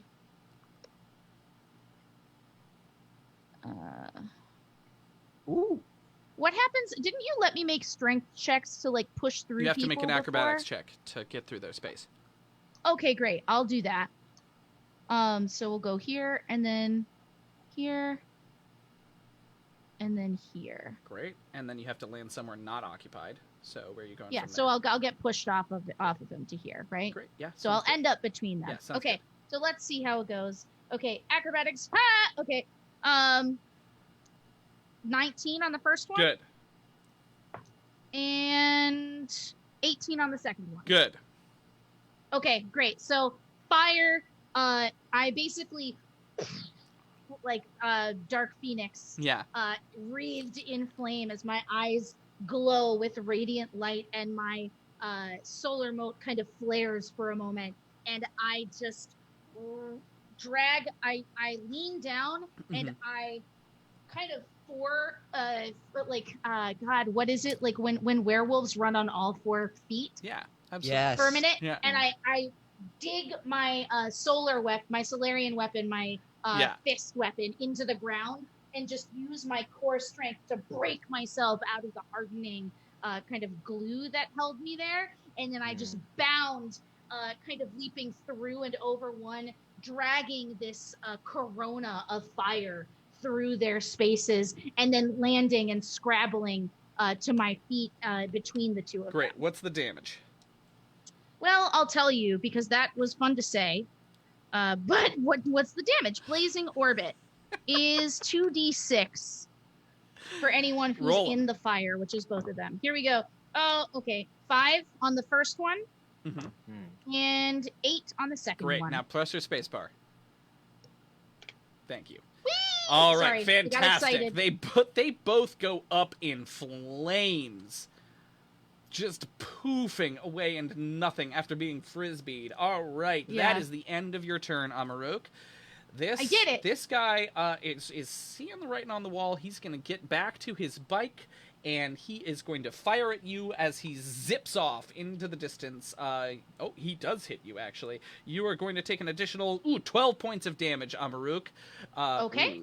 This kobold, similarly, he's not feeling too excited about getting shot by anyone. Flings a parting grenade at Caster. Caster, make a reflex save. Oh, I love it. Is it an AoE? Yeah. Great. Die for cover, though, is the question, because I wanted to use my move action. You know what? I'll just reflex save. I'm confident. Great. It's a natural 20. Fantastic. You are all good. The goo explodes underneath you, but you, like, jump out of the way just in time. Spark, you're up. Shoop. So, of the folks that are left, we've got... We got Leader Boy. We've got Castor almost killed him. We've got Kobold 1 and Kobold 2. Okay, I want to focus my attention on Leader Boy. Sounds reasonable. And I'm gonna mind thrust that guy. just getting tag teamed. You're the same boat, Spark. I mean, Spark is very inspired by Kia, I must say. Oh, he fails! And vice versa. He fails! So he's he's like on the battlefield, like he is in it, and then all of a sudden he is like encased in this thought of like laying in a coffin for 100 years and trying to fall asleep, and he gets no peace, he gets no rest, and the sensation of that just washes over him. So good, Em. It's 4d10, right? The sensation of a shitty life watches over him. I guess that's 40-10. Is it a second level or first level? Second level's 4d10. Great. Okay. 4d10, Roll for it. I'm so bad at math, guys. I'm really sorry. It's fine. We'll stay with you. It's okay. We'll talk over We all it, enter over the your tunnel math from here. obnoxiously. We'll make sure. 33. Whoa. I got, guys, it was like a 9 and an 8 and a 7 and another 9. Like, it was good. Yeah. he makes this face as it like slowly starts to melt his mind and crumples down onto the floor in front of Kia, his horn like wavering uncertainly as he kind of wriggles back and forth. He is down for the count.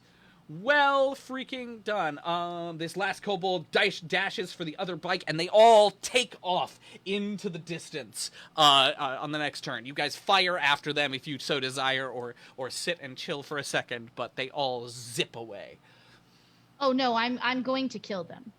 I want their bikes. Okay, great. So you are still left with 1, 2, 3 bikes. But there are more of us than the bikes. Did the other guy not leave this one right here that I was fighting? No, he took that one. Yeah. He left. Yeah. Okay. Like, So there's no way to just like stop them from leaving? No, they're gone. It's over. No, they're taken off. Right. You know how I hate it when they run, Miles. You know Yep, how I hate and finishing suck it up. things. What's up, Emily? Maruk, I put my hand on your. I see Yeah. like your hackles raise as you go after them. Yeah. And I put my hand on your tail because I'm not really sure how high up I can reach. Yep. And I'm like, I pet you, and I'm like, listen, we came here for a reason. You're right. Let's focus up. You know what? Okay. If we're 60 away from goal, if we make goal, I'll give him a bike. So you heard it here first. But we're It's gonna on get you another guys. bike. Chat, it's on you guys. It's on That's y'all. all I'm gonna say. Yeah. It's 60 more bucks to the goal, y'all. All right. So We're getting jackets. So I'm bringing us back in.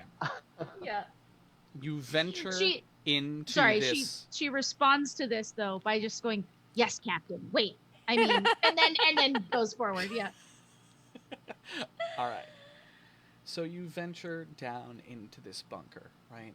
With the inside of which looks like it at one time was probably very nice, but now time and age has taken its toll.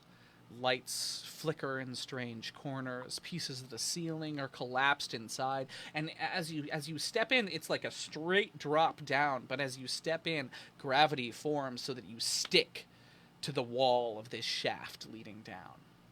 Wow. Little blue crystals hum on the ground next to you as you descend, kind of like sticking you to the ground, or to the Can I wall, take a however you sample? want to put it. Great, you got your sample. And it leads straight down for about half a mile until finally it opens up into this simple but very carefully carved room that's carved into the air, into like the middle of this asteroid. And sitting in the middle of the room, just flat on the ground, is a carefully laid out tiefling skeleton. Oh. Oh. Little skeleton. Looks Is like a tiefling. is this Yeah. one? Or Yeah. I knew that would be there. I'm guessing with my sense motive, I'm like, my attunement. Sure. It just This is all going according to plan. Oh boy. Do I sense? I imagine that I'd be able to sense the lock, so to speak. Do I sense it? So you've passed the lock, right? Oh, the lock was in the door. Yeah, that's all I meant.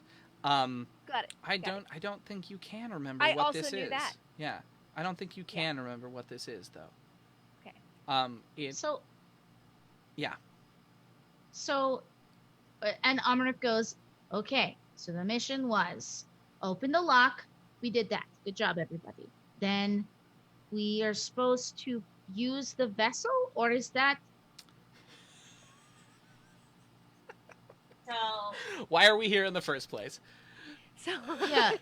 No, because right. So we have the stone, right, and we're gonna try and pull whatever is inside of Castor out into the stone. Nope. Nope. That's where we're putting weight in. That's where we're putting weight in. Okay, but we can't do that till we get back to hospice. We came here to fix what was going wrong with Castor / How do we fix what's going on with Castor? Got it. Okay, We great. get Great. what the Okay. thing in him wants. Yes. Okay. So Great. now we should ask. So I look at Castor and I say, "Is it telling you to do something?" I don't know, but I'll ask. Hey there, Mr. Urza. We found some lovely bones How for you. stupid are you? Grab the bones and go. Well, we just thought you might want to do this on your own. We were trying Shut to give you some up, fucking Wolf. privacy. That was like 50%. Here's a 50% Miles. No. That's all Urza. 60-40. No, I'm just kidding. 60-40 Miles. Grab the bone! There's literally one given you an thing empty in room the room. with bones. Yeah, exactly. Amazing. First of all, rude. All right. Second of all, All right. So I grab bones. you guys grab bones. How do you grab Yeah. the bones out of curiosity? Huh? How do you grab the bones? oh, I hate when you do that. Yeah. I'm not touching it. Hands. Great. Does anybody have any gloves? Maybe.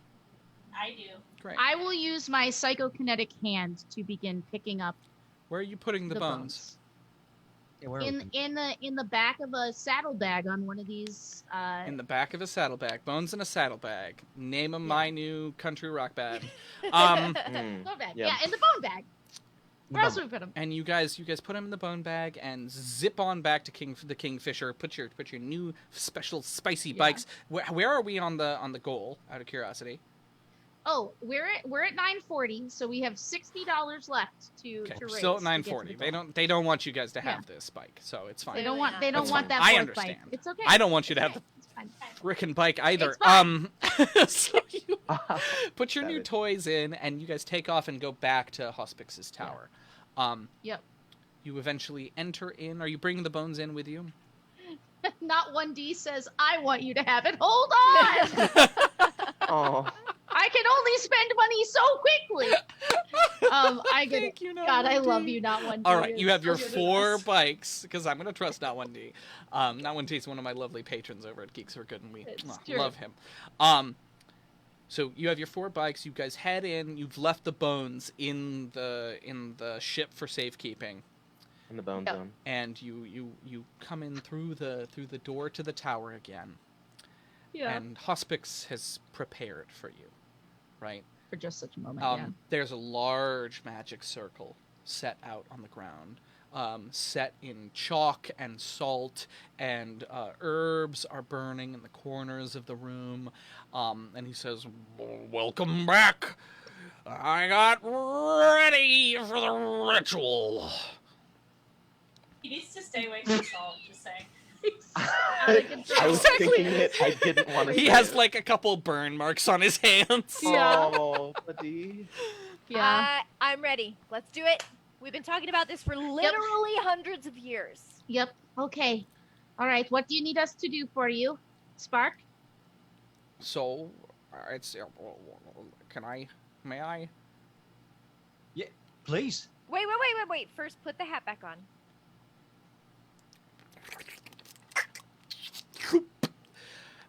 That's the sound of the hat going back on. Yeah. I hated it. I hated every second of it. Oh, squelchy. I can't take you seriously unless you're wearing that thing. I'm not a wizard without my hat. The two of you. Oh wait, we're not done just yet. All right, copycat. Anne's put on a wizard hat. I was told to wizard hat. Oh, you were told the wizard hat. Fair. Yeah. Oh my God, the hats are on the coming. wall behind me. Go get it. Get your hats. I can't reach it. Everybody get your hats. It's wizard hat time. Oh, jeez, Rick. Get a bunny. Get a bunny. Amazing. I love you guys so All right, much. fantastic. Just a pack of weirdos. So Just some weirdos on the internet. you... Hospex turns to you, Caster, and says, well, do you want to be rid of it? Oh, well, I mean, it's not hurting me, to be honest. Well, good, because I couldn't take it out of you anyways. Stand in the middle, Spark, please. Wow, that was unexpected. I look at Castor and I'm like, wow, weird. And I go stand in the middle. Pass me the stone, please. Holds out one Stretch Armstrong slug hand. Ooh. Kia, do you still have the stone? Yeah. Oh, sorry, I got distracted by my own hat. There's a lot happening. Yes, I hand him the stone. I go, my liege. And he takes it and kind of holds it in both of his hands very gingerly. He says a single word into the stone that none of you can hear. Whispers it. And as he does, it begins to glow, and these like lines of script begin to form around the outsides of it. And then he passes it to Spark. What happens, Spark?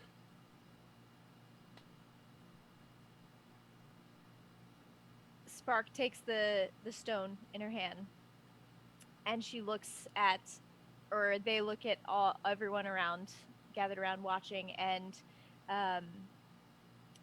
they say, I know this is it. I know there's more. And they close their hands around the stone and whisper, wait and be gone. And then starlight trickles over the form of Spark, and the stone is left alone on the ground. Spark! No! Spark! Oh no! Hospex! What the hell? Where's Spark? Don't blame me. I don't know that was gonna happen. Can I like run over to the rock and like just like look at it to see if it looks any different or if it changed in some way? Yes. It kind of looks like an egg. Oh no. Oh. Well, eggs are sometimes good. They're good to eat, but we're not eating this. But it means new life, right? Yeah, it represents rebirth, I think. Somebody just leave us in again. a nest. Nest building kind of montage with Hospex. Yeah, 100%. She says, Hospex, do you know what happened to her brother? Her twin? He says mysteriously. Sorry, my apologies.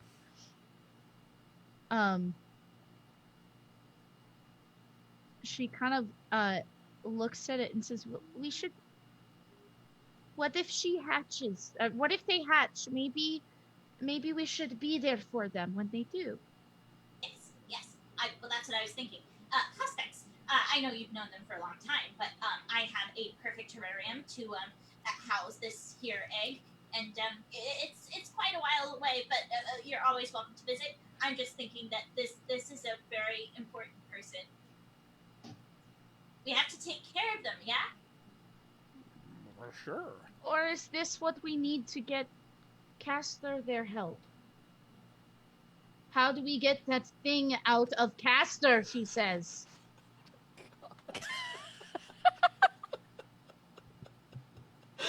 Do we need to make an omelet? What's happening? Like, what do we do? Next time on Starfound, the cooking episode, as we make an omelet with the egg made from Spark. All right. Oh, We'll talk about this next time. And next time is later this evening. It's so soon, y'all. So, boy. before we get crazy, we have surpassed our goal. So, yes, we get 4 bikes. Secondly, Yes. thank you so much for those donations from Know It All and Not 1D that took us over the edge. Woo! This means 2 things. There will be 2 giveaways. While we what are we gonna do here? We're gonna do an interview. So at the And end of then- the interview, we'll do these giveaways. Nice. You're saying a lot of things. That makes sense. Okay, cool. So, okay. So I will say that the keyword is it's egg. Yeah, I just had to type it in before I Spoke it. got it. Spoke it into being. Before I spoke it, so that people wouldn't get messed up on their entries. So type egg in chat. At the end of our interview, we will do some giveaways. We're going to do 2 giveaways for the Starfinder core rulebook. So if you haven't won yet, this is your chance. And we will be giving away, courtesy of Geeks for Good, a Starfinder beginner box. Blah, blah, blah, blah, blah. So we'll do that when we're done chatting with Emily here. We are going to hope nothing goes wrong and let Miles I'm walk gonna away take another for a break, little y'all. bit. It's my time. Union hours. Not my fault. All right, I'll see y'all Yeah. soon. Great. Awesome. We'll see you in a bit, Miles. So God, this is so weird. It's such a different schedule from our typical. I'm like, Miles is leaving. What do we do? What do we do? I don't know what to do. It's very scary. Last time that we were doing an interview, literally as soon as Miles walked away, my internet crashed, which messed up all the videos. Oh, and everything. Yeah. Oh man. Yeah, but everyone stuck around and tolerated it pretty well. But suffice to say, Emily, thank you so much for coming to play with us today. Yeah. Thank you for having me, everyone. This has been so fun. Yay! What was your, not that you need to compliment us, but how did you like Starfound? Not Starfound. How did you like Starfinder as a system? Because this is your first time playing, right?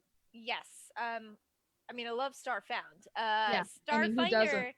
So it's a little bit of a flub to say that this is my first time playing, because I Right. have technically tried Starfinder once. At I believe it was. Oh, PAX right. Unplugged. Yeah. We played a demo, but they were doing that thing where they did the rotating demo, and so when I sat down at the table, it was ship combat, and anyone who knows me knows a few things about the things I like, and that anything involving ships of any kind is pretty much not on the list. So Yeah. ship combat is not why I play RPGs. If Yeah. it's your thing, that's valid and 100% Yeah. awesome. It's just the opposite of why I play RPGs. So it was not an engaging experience for me, and I don't feel like I learned a lot about the game. So I was really excited to get to do this, because I knew that I would be experiencing the game much more from a role-playing perspective with a group of people who are all amazing role players and gamers. So this was a much better environment for me to experience the game in. Right. And I really enjoyed it. I mean, obviously I have a ton of experience with D&D. That's the game that is my usual. So this is very similar. As we all know, there's a lot of similarities, but then I kind of liked how it, and I don't know how much of this is the way the system is built and how much of it is just that I'm coming in, y'all, I was literally studying this morning. I barely know what I was doing. If you think I had any idea what I was doing, then I have fooled you. But I did feel, whether it was that or whether it was the actual system, that there was a lot of space for me to get super creative with what I was going to do, as opposed to having a set spell list of things that I needed to make work, if that makes any sense. Yeah. So that was an interesting new venture, I think. Yeah. Awesome. Well, Well, we had Emily- the same spell list, so Yeah, and It that's worked. cool but they too. look different. Well, it was wonderful because you having the same, you also being a mystic, gave me like a little bit of a tutorial of like making sure I understood the spells right. But this is Yeah. a great thing is that like I feel this way with any role playing game personally is that you could have an entire party of everyone even being the same class, and as long as you've got people who are willing to be creative and who are willing to work together, you're not going to get bored because there's so many different ways to do things. Yeah, I mean it's so true. I love we talk about D&D TikTok from time to time on here, especially because Dex is very TikTok central, and they're having a grand old time over there on the Afro Sundere TikTok. But it is very fun to look at a lot of these tropes, right? Like the paladin, the bard, all these like recognizable things. And so like, yes, there is some truth to a lot of those tropes and stereotypes. But the fact is, I think anyone who's ever played the game has known, like, I could play two paladins and they might have like a couple of abilities or scores the same. But as long as the person is different, it's pretty much a completely different experience. Yeah. The math is the same, but the person is different. Yeah. So, Emily, you work for Level Up Dice, correct? I sure do. She liked the dice. Oh, yeah. So tell us a little bit about what you do with them and some of your projects that you can talk about. Yeah, so that's kind of the fun part about my job is there is quite a bit of stuff I can't talk about. But generally, what my title is at Level Up Dice is I'm corporate and partnerships manager. So that means that I oversee a lot of the special projects that we do. So a lot of folks are very familiar with Level Up Dice in terms of seeing us at conventions or buying stuff from the website. But we make all of our own dice. We design all of our own dice. We have our own in-house R&D team. Everything kind of comes from the brain of our founder, Alex, who created Level Up Dice from the ground up. We have the capability to do a lot of really cool stuff. So I do all the projects that aren't related to conventions or online sales. Like, for instance, last year's Wizards of the Coast 45th anniversary Sapphire D&D. 45th D&D anniversary Sapphire dice set. Gosh, there's just so many words. That was basically a project that I oversaw from start to finish, and I was involved in literally every step of that, and getting that into people's hands, which was a really amazing experience. There is now a Sapphire Dragon in 5th edition, and it's because of me. Like, I'm just gonna say it's because of me. That's all you do. And didn't they? I feel like there's also a Sapphire edition. In the there's a Sapphire Dragon, Dragonling or Wormling familiar now in D&D. Why can't I think of the game? D&D Beyond. It's a clicker. It's a clicker game. It's the clicker. I'm game sorry. for No, what? We're gonna go with yes. The answer is yes. I'm gonna answer that the same way I played this character, which Heroes is that of the is Realm. absolutely Heroes. true, and I know God, it. I'm so bad at this. Help me. We'll scoot on past that. I think Chacter was asking us if we could do a quick round of pronouns. And I will start. I am we'll say Miles is he, him. I am she, her. Dex? I am he. Him. I am she, her, or they, them, whatever you fancy. I don't care. And Parker? Yeah, I mainly go by they, them, but I'm usually pretty good with all pronouns. Especially with friends, they can call me he or she or whatever. But yeah, usually they, them. Awesome. And Emily? I am she, her. Great. There you are, everybody. All right. So And yes, there you have it. correct. It was Idle Champions. Thank you. I was brain farting, and I appreciate you. Idle Champions. Question for Emily from Chacter. Do you have a favorite dice set from Lud? I mean, it's like picking from your children, but like, live your life. It's true. I do. It is very well known that I am obsessed with the Opalite. That's what first got me involved with Level Up Dice. I've actually got 6 sets of it. I was playing with one of my sets today. It's one of my beautiful Opalites with gold engraving. But yeah, so basically I own one set of every type of Opalite dice that Level Up Dice has ever made. Oh, wow. And I have a little bit of an obsession. Although one of my recent favorites is actually a set I don't own, but Anne, I know you have a set of the beautiful holographic dice. Yes. Glass dice. So good. With the 80s glyphic on them. Yeah. They're so freaking gorgeous. Gorgeous. Radical glass. Yeah, I love them. And I today have been playing with my precision aluminum. These were a set made limited edition for the Acquisitions Incorporated Shadow Council. I love these. And they feel really good to roll. They don't make super loud noises for stream, which I like. Because it can be sometimes when I roll my chonkers, like my copper dice or my titanium ones, it's just a little chonky in the background of the recording. One of the cool things about working for Level Up Dice is I get to see a lot of the development of new products, and then I get to kind of play around with stuff that never actually makes it to shelves, so to speak. So the true story is that I've got a favorite set of dice that actually have won my heart over Opalite. I'm not allowed to show them. We just can't know. We just can't know. God. But guys, I did put the dice link in the chat. I'll throw it in there again. If you go and even just visiting this link and checking out what Level Up has, that will help us gain access to the dice we do giveaways with. And every time we reach a tip goal on my typical streams, obviously we're encouraging that all stuff goes towards the Trevor Project today. But whenever we reach a tip goal, or when we hit 600 followers, we will do a Level Up Dice giveaway on the channel. So if you're new around, that's something we just do periodically here. And all of our stuff. Oh, thank you for that follow, Brox. Welcome to the Baby Bards. Once we get to those goal points, we will be doing more giveaways. So that's pretty exciting. And I will say that we have made a lot of progress today moving towards that goal, which is insane. We got a retweet here from Paizo, who is supporting us with some of these giveaway items. So thank you, Paizo, for getting the word out about our little fam here doing our stream. Pretty cool stuff. And we have gotten a lot more followers. We're only 70 followers away from me doing a giveaway of an entire set of Level Up dice, which ones they're blue cat's eye, the ones that I have, which I'm very excited to do. They're raised blue cat's eye is what they are. Yeah, that's good. They're really pretty. Nice. They I got them because they have the same 80s radical font that Emily was talking about on the glass dice.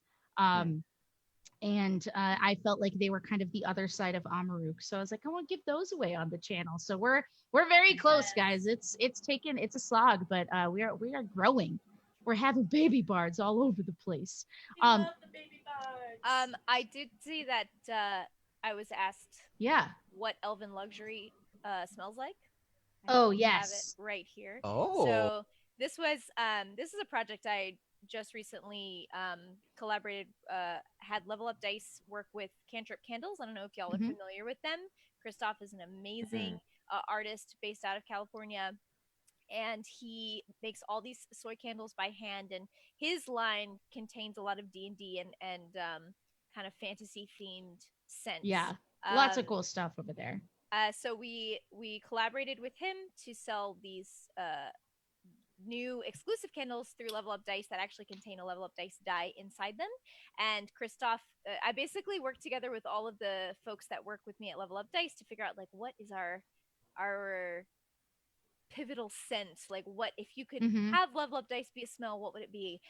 Which is like, when you think about conventions too hard, you definitely don't want that answer. That smell. That's not the answer. Right. Oh, God, no. that's a hard pass. But what we did create was a scent called Elven Luxury, and it is a blend of citrus, vanilla, and elderflower. And I have the original sample, and as you can see, I've pretty much burned through all of it because it's amazing, and I have it lit constantly. But it is so sweet and so good. Like, sometimes sweet candles can be kind of fake.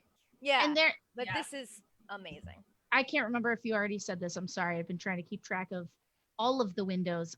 But you had said that there are dice in those when you burn them? They come with the Level Up dice inside. That's so cool. That's you get a so little cool. present. I want that. I want that for my quarantine. Well, I was really proud of it because it was it was a project that was originally supposed to happen for conventions, which obviously Mhm. that's not a thing this year anymore. But when we released them online, they sold out in literally 5 minutes. That's so awesome. We're going to be doing more in the future. Don't worry about that. Emily's kind of a badass. So, another thing I wanted to chat with you about, because I know everybody here enjoys playing in different systems, and we actually have recorded a few one shots of different systems that we're hoping to get out to you guys sooner rather than later. Check out our Patreon, because you'll probably be able to find them there first. You can find that here. But suffice to say, Emily plays in is the first season of your vampire game over? So the first season has ended of Anarchs of New York, which was the New York City game that takes place in the sort of the same universe as LA by Night and all those amazing games. So we concluded that, and we are going to be launching into, I'm not really sure if we're calling it season 2. It's hosted by B. Dave Walters, and I don't have all the details on how he is choosing to brand the next chapter. But what I can say is that there will be more, and featuring a lot of the same folks, and I'm really, really excited to get into it. Do we know where it's going to be yet? It will still be on Q Times, the channel that was hosting us before. And it's going to be on Friday nights. I believe it's going to be every other Friday night, starting not tomorrow, but next Friday. Fantastic. So Q Times. And if you guys want to follow Emily, I'm just going to put your Twitter in the chat. Is that okay, Emily? Yeah, absolutely. You can find me on all social media stuff. Emily the Spoon is where you'll always find me. And of course, Level Up Dice. You can find Level Up Dice everywhere.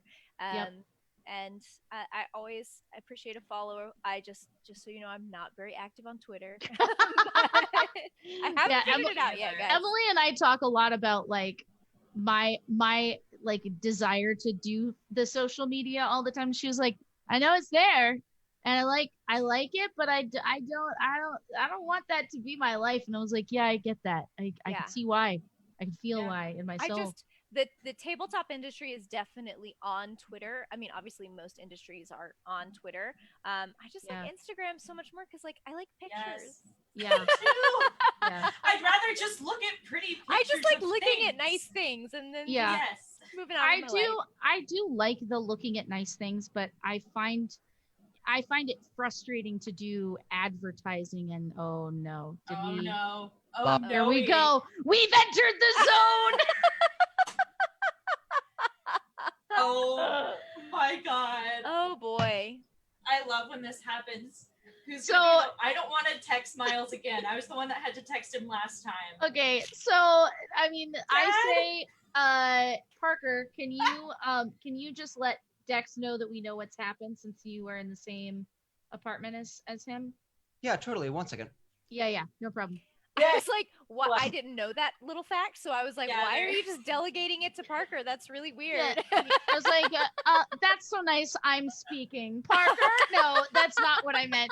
I just meant to tell him that because they can actually talk to them. So this is like a fun time for us where one time during every interview, we just hit the witching hour at which somebody's there's Dex. Well, they can't even see it because they can't even see Dex because all they can see is the very top of Parker's head. Now we can see like a little sliver, a little nugget of Dex. The universe borked. We are now in the demi-plane. I guess let somebody talk to Emily while I message Miles. I'll do that.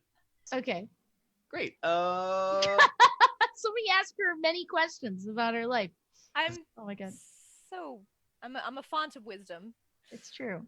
Font of wisdom. Oh yeah. So tell us about your character. I'm sorry. Tell us more about Anarchs of New York.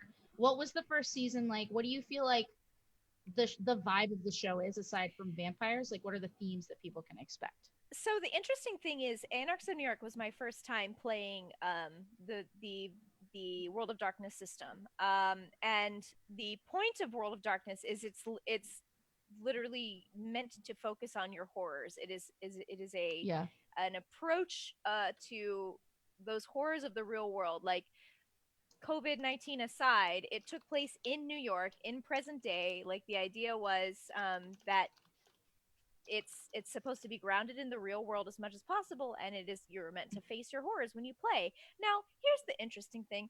I'm very scared of blood. Like, I cannot even talk about it too much without getting nauseated. So when I was asked to be in a vampire game, I said, You're like, it's fine. Sure, this will be great. And then there would literally be scenes where B-Dave, who's an amazing storyteller, would go into these very very detailed descriptions of like parties that were hosted by vampires, where people were hooked up to IVs on trays and like it was literally the worst thing ever. It was amazing, but for me, I literally was holding back being sick for some parts of the stream, which Oh I my think God.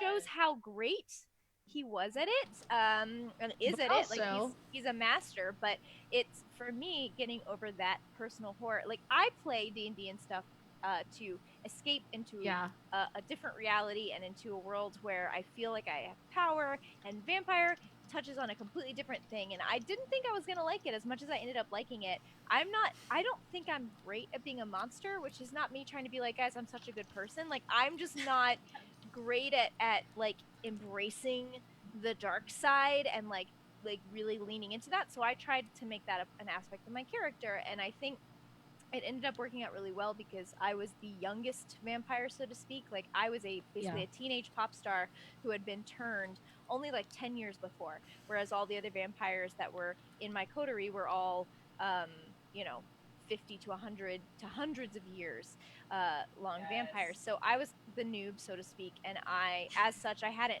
succumbed to the darkness quite as much, and I could kind of lean into the bratty, selfish psychosis of the pop star elements to make bad decisions, as opposed to just be like, yes, I hate people and want to kill, and I choose to drink all the blood. You know what I mean? Like, I tried to find a way to make the system work for me, and I think I was surprised at how well that worked. I think a lot of people are scared to play games like Vampire or any of the games in the World of Darkness system because it's very intimidating, and you think that it has to be super dark. Like, I clearly like joking and laughing during games. Like, we did a lot of that here, and it's a great time. Yeah. And I was so intimidated going into my first episode going, I'm not going to get to laugh at all, or like, what if they don't like me because I make jokes? But it wasn't like that at all. Like, we still had a great time. And obviously every game has moments of gravity compared to moments of levity, and we had all of that. And when you've got a team that's willing to support you as you make your way through it, just like we had today where I wasn't familiar with the system and you guys just walked me through everything, it's really not as intimidating as you think it is. So if I learned anything from doing that show, it's that the system of World of Darkness is so much more approachable and so much more expansive and deep than I even thought it was before. Absolutely. Yeah. All right. That's really cool. Can I get everyone to really quickly turn off their cameras? Yes. Get ready for we're gonna leave the drift, everybody. And please turn on your camera. Jabby, please turn on your camera. Hey. Hello. Nope. Castor, please turn on your camera. Oh! Kia. And Emily. All right. We did it. Bye, Thank Miles. you. Thank you. Have a good dinner. Guys, this is what happens when your GM leaves. You just enter the Negaverse, and it becomes like, where is Queen Beryl? Where is she? Who is she? It's happening. We fixed. Thank God. Thank God for melees. Cool. Wait, Emily, how did you come up with Spark? What was your Yeah. I'm gonna be a mystic and I'm gonna be an adorable rat. Like, what was that thought process? So enter the deep thought process of rat. Here's the thing. I've been doing a lot of I was joking with you guys before we went live about how, like, if I could just make this my brand of only ever just coming into shows, literally knowing nothing and just being a featured character. Like, I love doing this. I love kind of diving in and being a little uncomfortable with the rules and learning as I go. And most importantly, like in any game where I'm role playing, it's just my natural inclination to sort of try to vibe with the energy of the group and fill in where Yeah. I feel there's space for me to fill in. So I told Miles before, and I was like, okay, I'm gonna give you things so that I'm not like leaving you in the lurch, but like, is it cool if when I come in, I can sort of make choices on the fly, like Yeah. the Emily Floyd motto I always jokingly say is make bold choices and take off your shirt, and that's the secret to acting. But True. it's so true, right? Yeah. But so I definitely made a few decisions based on Miles and I chatted a little bit about. He gave me a seed to base my character on, a very vague seed, and I'm not gonna explain it because I don't want to like show how the sausage is too much. But I took that seed and then not gonna lie, looked at the like basic baseline races and classes and just kind of picked, okay, that seems interesting. Hey, I've never played a rat person before. I'm usually much more either like the kid like race or like the elven like mystical race. So I'll be a rat. Never done that before. And then I just picked things that seemed vaguely to fit that seed that Miles gave me, where I wasn't pushing against that too much. And I knew that I knew going in, if I'm like this key, if I'm basically this like avatar character, this is my other like secret. You're like learning like Emily's like role playing character building 101. We talk about that all the time, so it's great to hear from someone new. To me, the fastest way to make an interesting choice is to make the opposite of the choice that you think is the obvious one. So if I'm playing this like avatar key character, well, I'd prefer to play it like sort of like an idiot who doesn't really know anything and is all over the place instead of this like, I am the key and I it's have Aang all... season 1. Yeah, literally. Like Aang it's season 1. And also Tara from Buffy, right? Oh yeah. Right. Yeah. So or Dawn, you mean? Dawn, that's what I meant. Yes. Sorry. Yeah. So I definitely went much more in that vein, and just kind of once we got started, felt out how y'all were interacting and built it off of that. Yeah. So I was actually talking with your husband this morning around 7 a.m. Because we were both up, and sometimes every once in a while Emily's husband Chris. Some of you guys who are friends of the channel, the Baby Bards, know Chris from Frontline Friends. When we play Sea of Thieves and other things together on this channel. So Chris also has been my most common GM aside from Miles for games, and Chris often sends me D&D memes via the Instagram.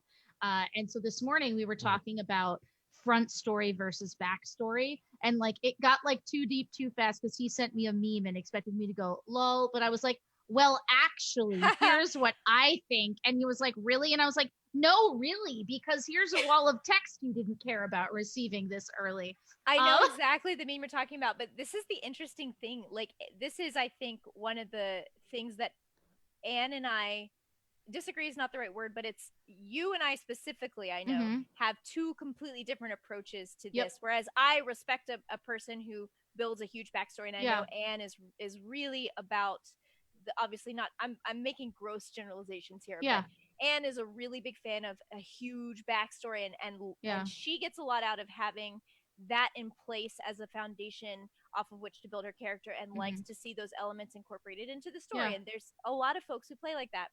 And then whereas Anne and I are the same human in like 97% of our aspects, in this 3% we are different, because I hate writing a backstory. I pretty much never do it. And I usually will go into session 0 or session 1 and just make choices on the fly. And for me, that's that's just how I prefer it. I don't think one way is right or one way is wrong. I get more out of it as a player because I like the challenge of I want to shape my character around where the story is going, and that's more engaging for me as opposed to seeing elements of my character's backstory be engaging into the story, if that makes sense. Well, it's interesting because I was just on Bard and Barbarian, which some of y'all know, and it has been in the chat periodically for the last couple of weeks, doing their Saturday morning cartoons, and that was one where I literally went in there being like, I know these things and I really don't know the rest of it. And it is a really freeing experience to try front story or backstory, like whichever you don't do normally. And I just think it's good to kind of just play around with what works for you. I think, as a DM, I guess I want to know something. Like, I want to know something. It doesn't mean like, unless the person is like, I need this to be involved in the story because I have to like have help having a reason to be there. Then great, but not everybody needs that. But I like that aspect of it. But there's so many different ways to run games. And there's no one right way to do it. They're just tools. And as Shiznit just mentioned in chat, like the key is if you've got players who like both elements, then you can build around them. Like that's Anne and I play a lot of tabletop together. It's or at true. least pre-quarantine we did. Yeah. But I think we make great table mates because of those differences. Yeah. And I think that's one of the cool things about this group is how y'all all have very different play styles, but they all merge very well and tell a good story together. Thanks, Emily. A little plug. Buy my book. No.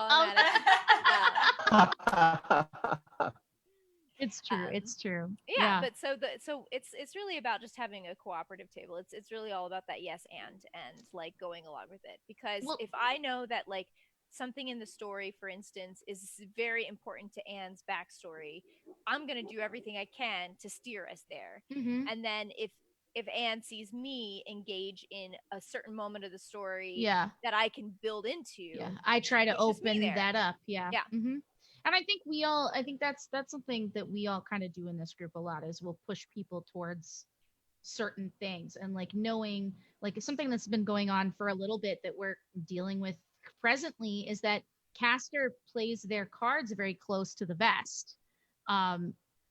You're like they do. Get at me. They do. Stay away or I'll die. And so they play their cards pretty close to the vest. And so oftentimes, like in our first game, I was like, Caster, this is it, buddy. You gotta go. This is your time to share, or we're gonna die here. Like, Amaruk turns into the stage mom, pushing Caster onto the stage. Sometimes I You're feel doing like great, that. Sweetie. I'm just like, it's time for your backstory and just shout, sing out. But yeah, so somebody had asked earlier, Emily, and they've heard us answer this question before, but how did you get started in tabletop and gaming in general? And can you talk a little bit about your journey now that you're a professional? So I think I got involved in the industry the way a lot of people end up getting involved in the industry, which is in a weird way. For me, the way it happened is I literally was a customer of Level Up Dice at a convention, and I came to the booth a lot at PAX Unplugged, the first year of PAX Unplugged ever. I was obsessed. Anne and I both like made multiple trips. We bought things. We spent a lot of time there, and I chatted a lot with the staff while I was there, chatted with the CEO. And what ended up happening was they suggested you should come work at the booth sometime. I thought that was a weird suggestion because I had a full-time job, and I was like, I don't need to work at a convention. Like, but maybe it'll be a fun adventure. Why not? So I did it once at PAX South, and it was at PAX South that I started kind of chatting with the CEO about his goals for the company and finding out that there was, as the company grew, there was a major future for me in it. So that kind of grew into, over the next couple months, me leaving my full-time job at NYU and then transitioning into my full-time job at Level Up Dice, which has grown over the 2 or so years I've been involved. And yeah, it's a very quickly moving industry in a lot of ways because tabletop is blowing up so big these days. And as I spent a lot of last year traveling the world and going to conventions in all over the 50 states in a bunch of different countries and meeting a lot of people in the industry, and it is really a place where there is the amazing sensation that there's a lot of opportunity because it's so quickly growing, but it also, and as we're seeing a lot lately, it's got a lot of evolving to do in terms of catching up with the times and getting more representation. And I'm excited to be involved in the industry at that time when I think we can really make a difference. And that for me has personally been one of my goals since working full-time in the tabletop gaming industry, is what can I do to be a voice for women in the industry and to try to open the door for other unheard voices in the industry as well. So I'm not really sure if that answers your question. I kind of went off on a tangent, but that's sort of It how was I all got good info. involved and why I have why I have, or what I have focused on in terms of growing my personal career in the industry. It's kind of a leap of faith, I think, to get into this industry. Absolutely. Because like many passion industries, it's not going to pay the same as a role in the tabletop industry does not pay the same as the same role at like a hedge fund firm. Or even in video games, like being a community manager for,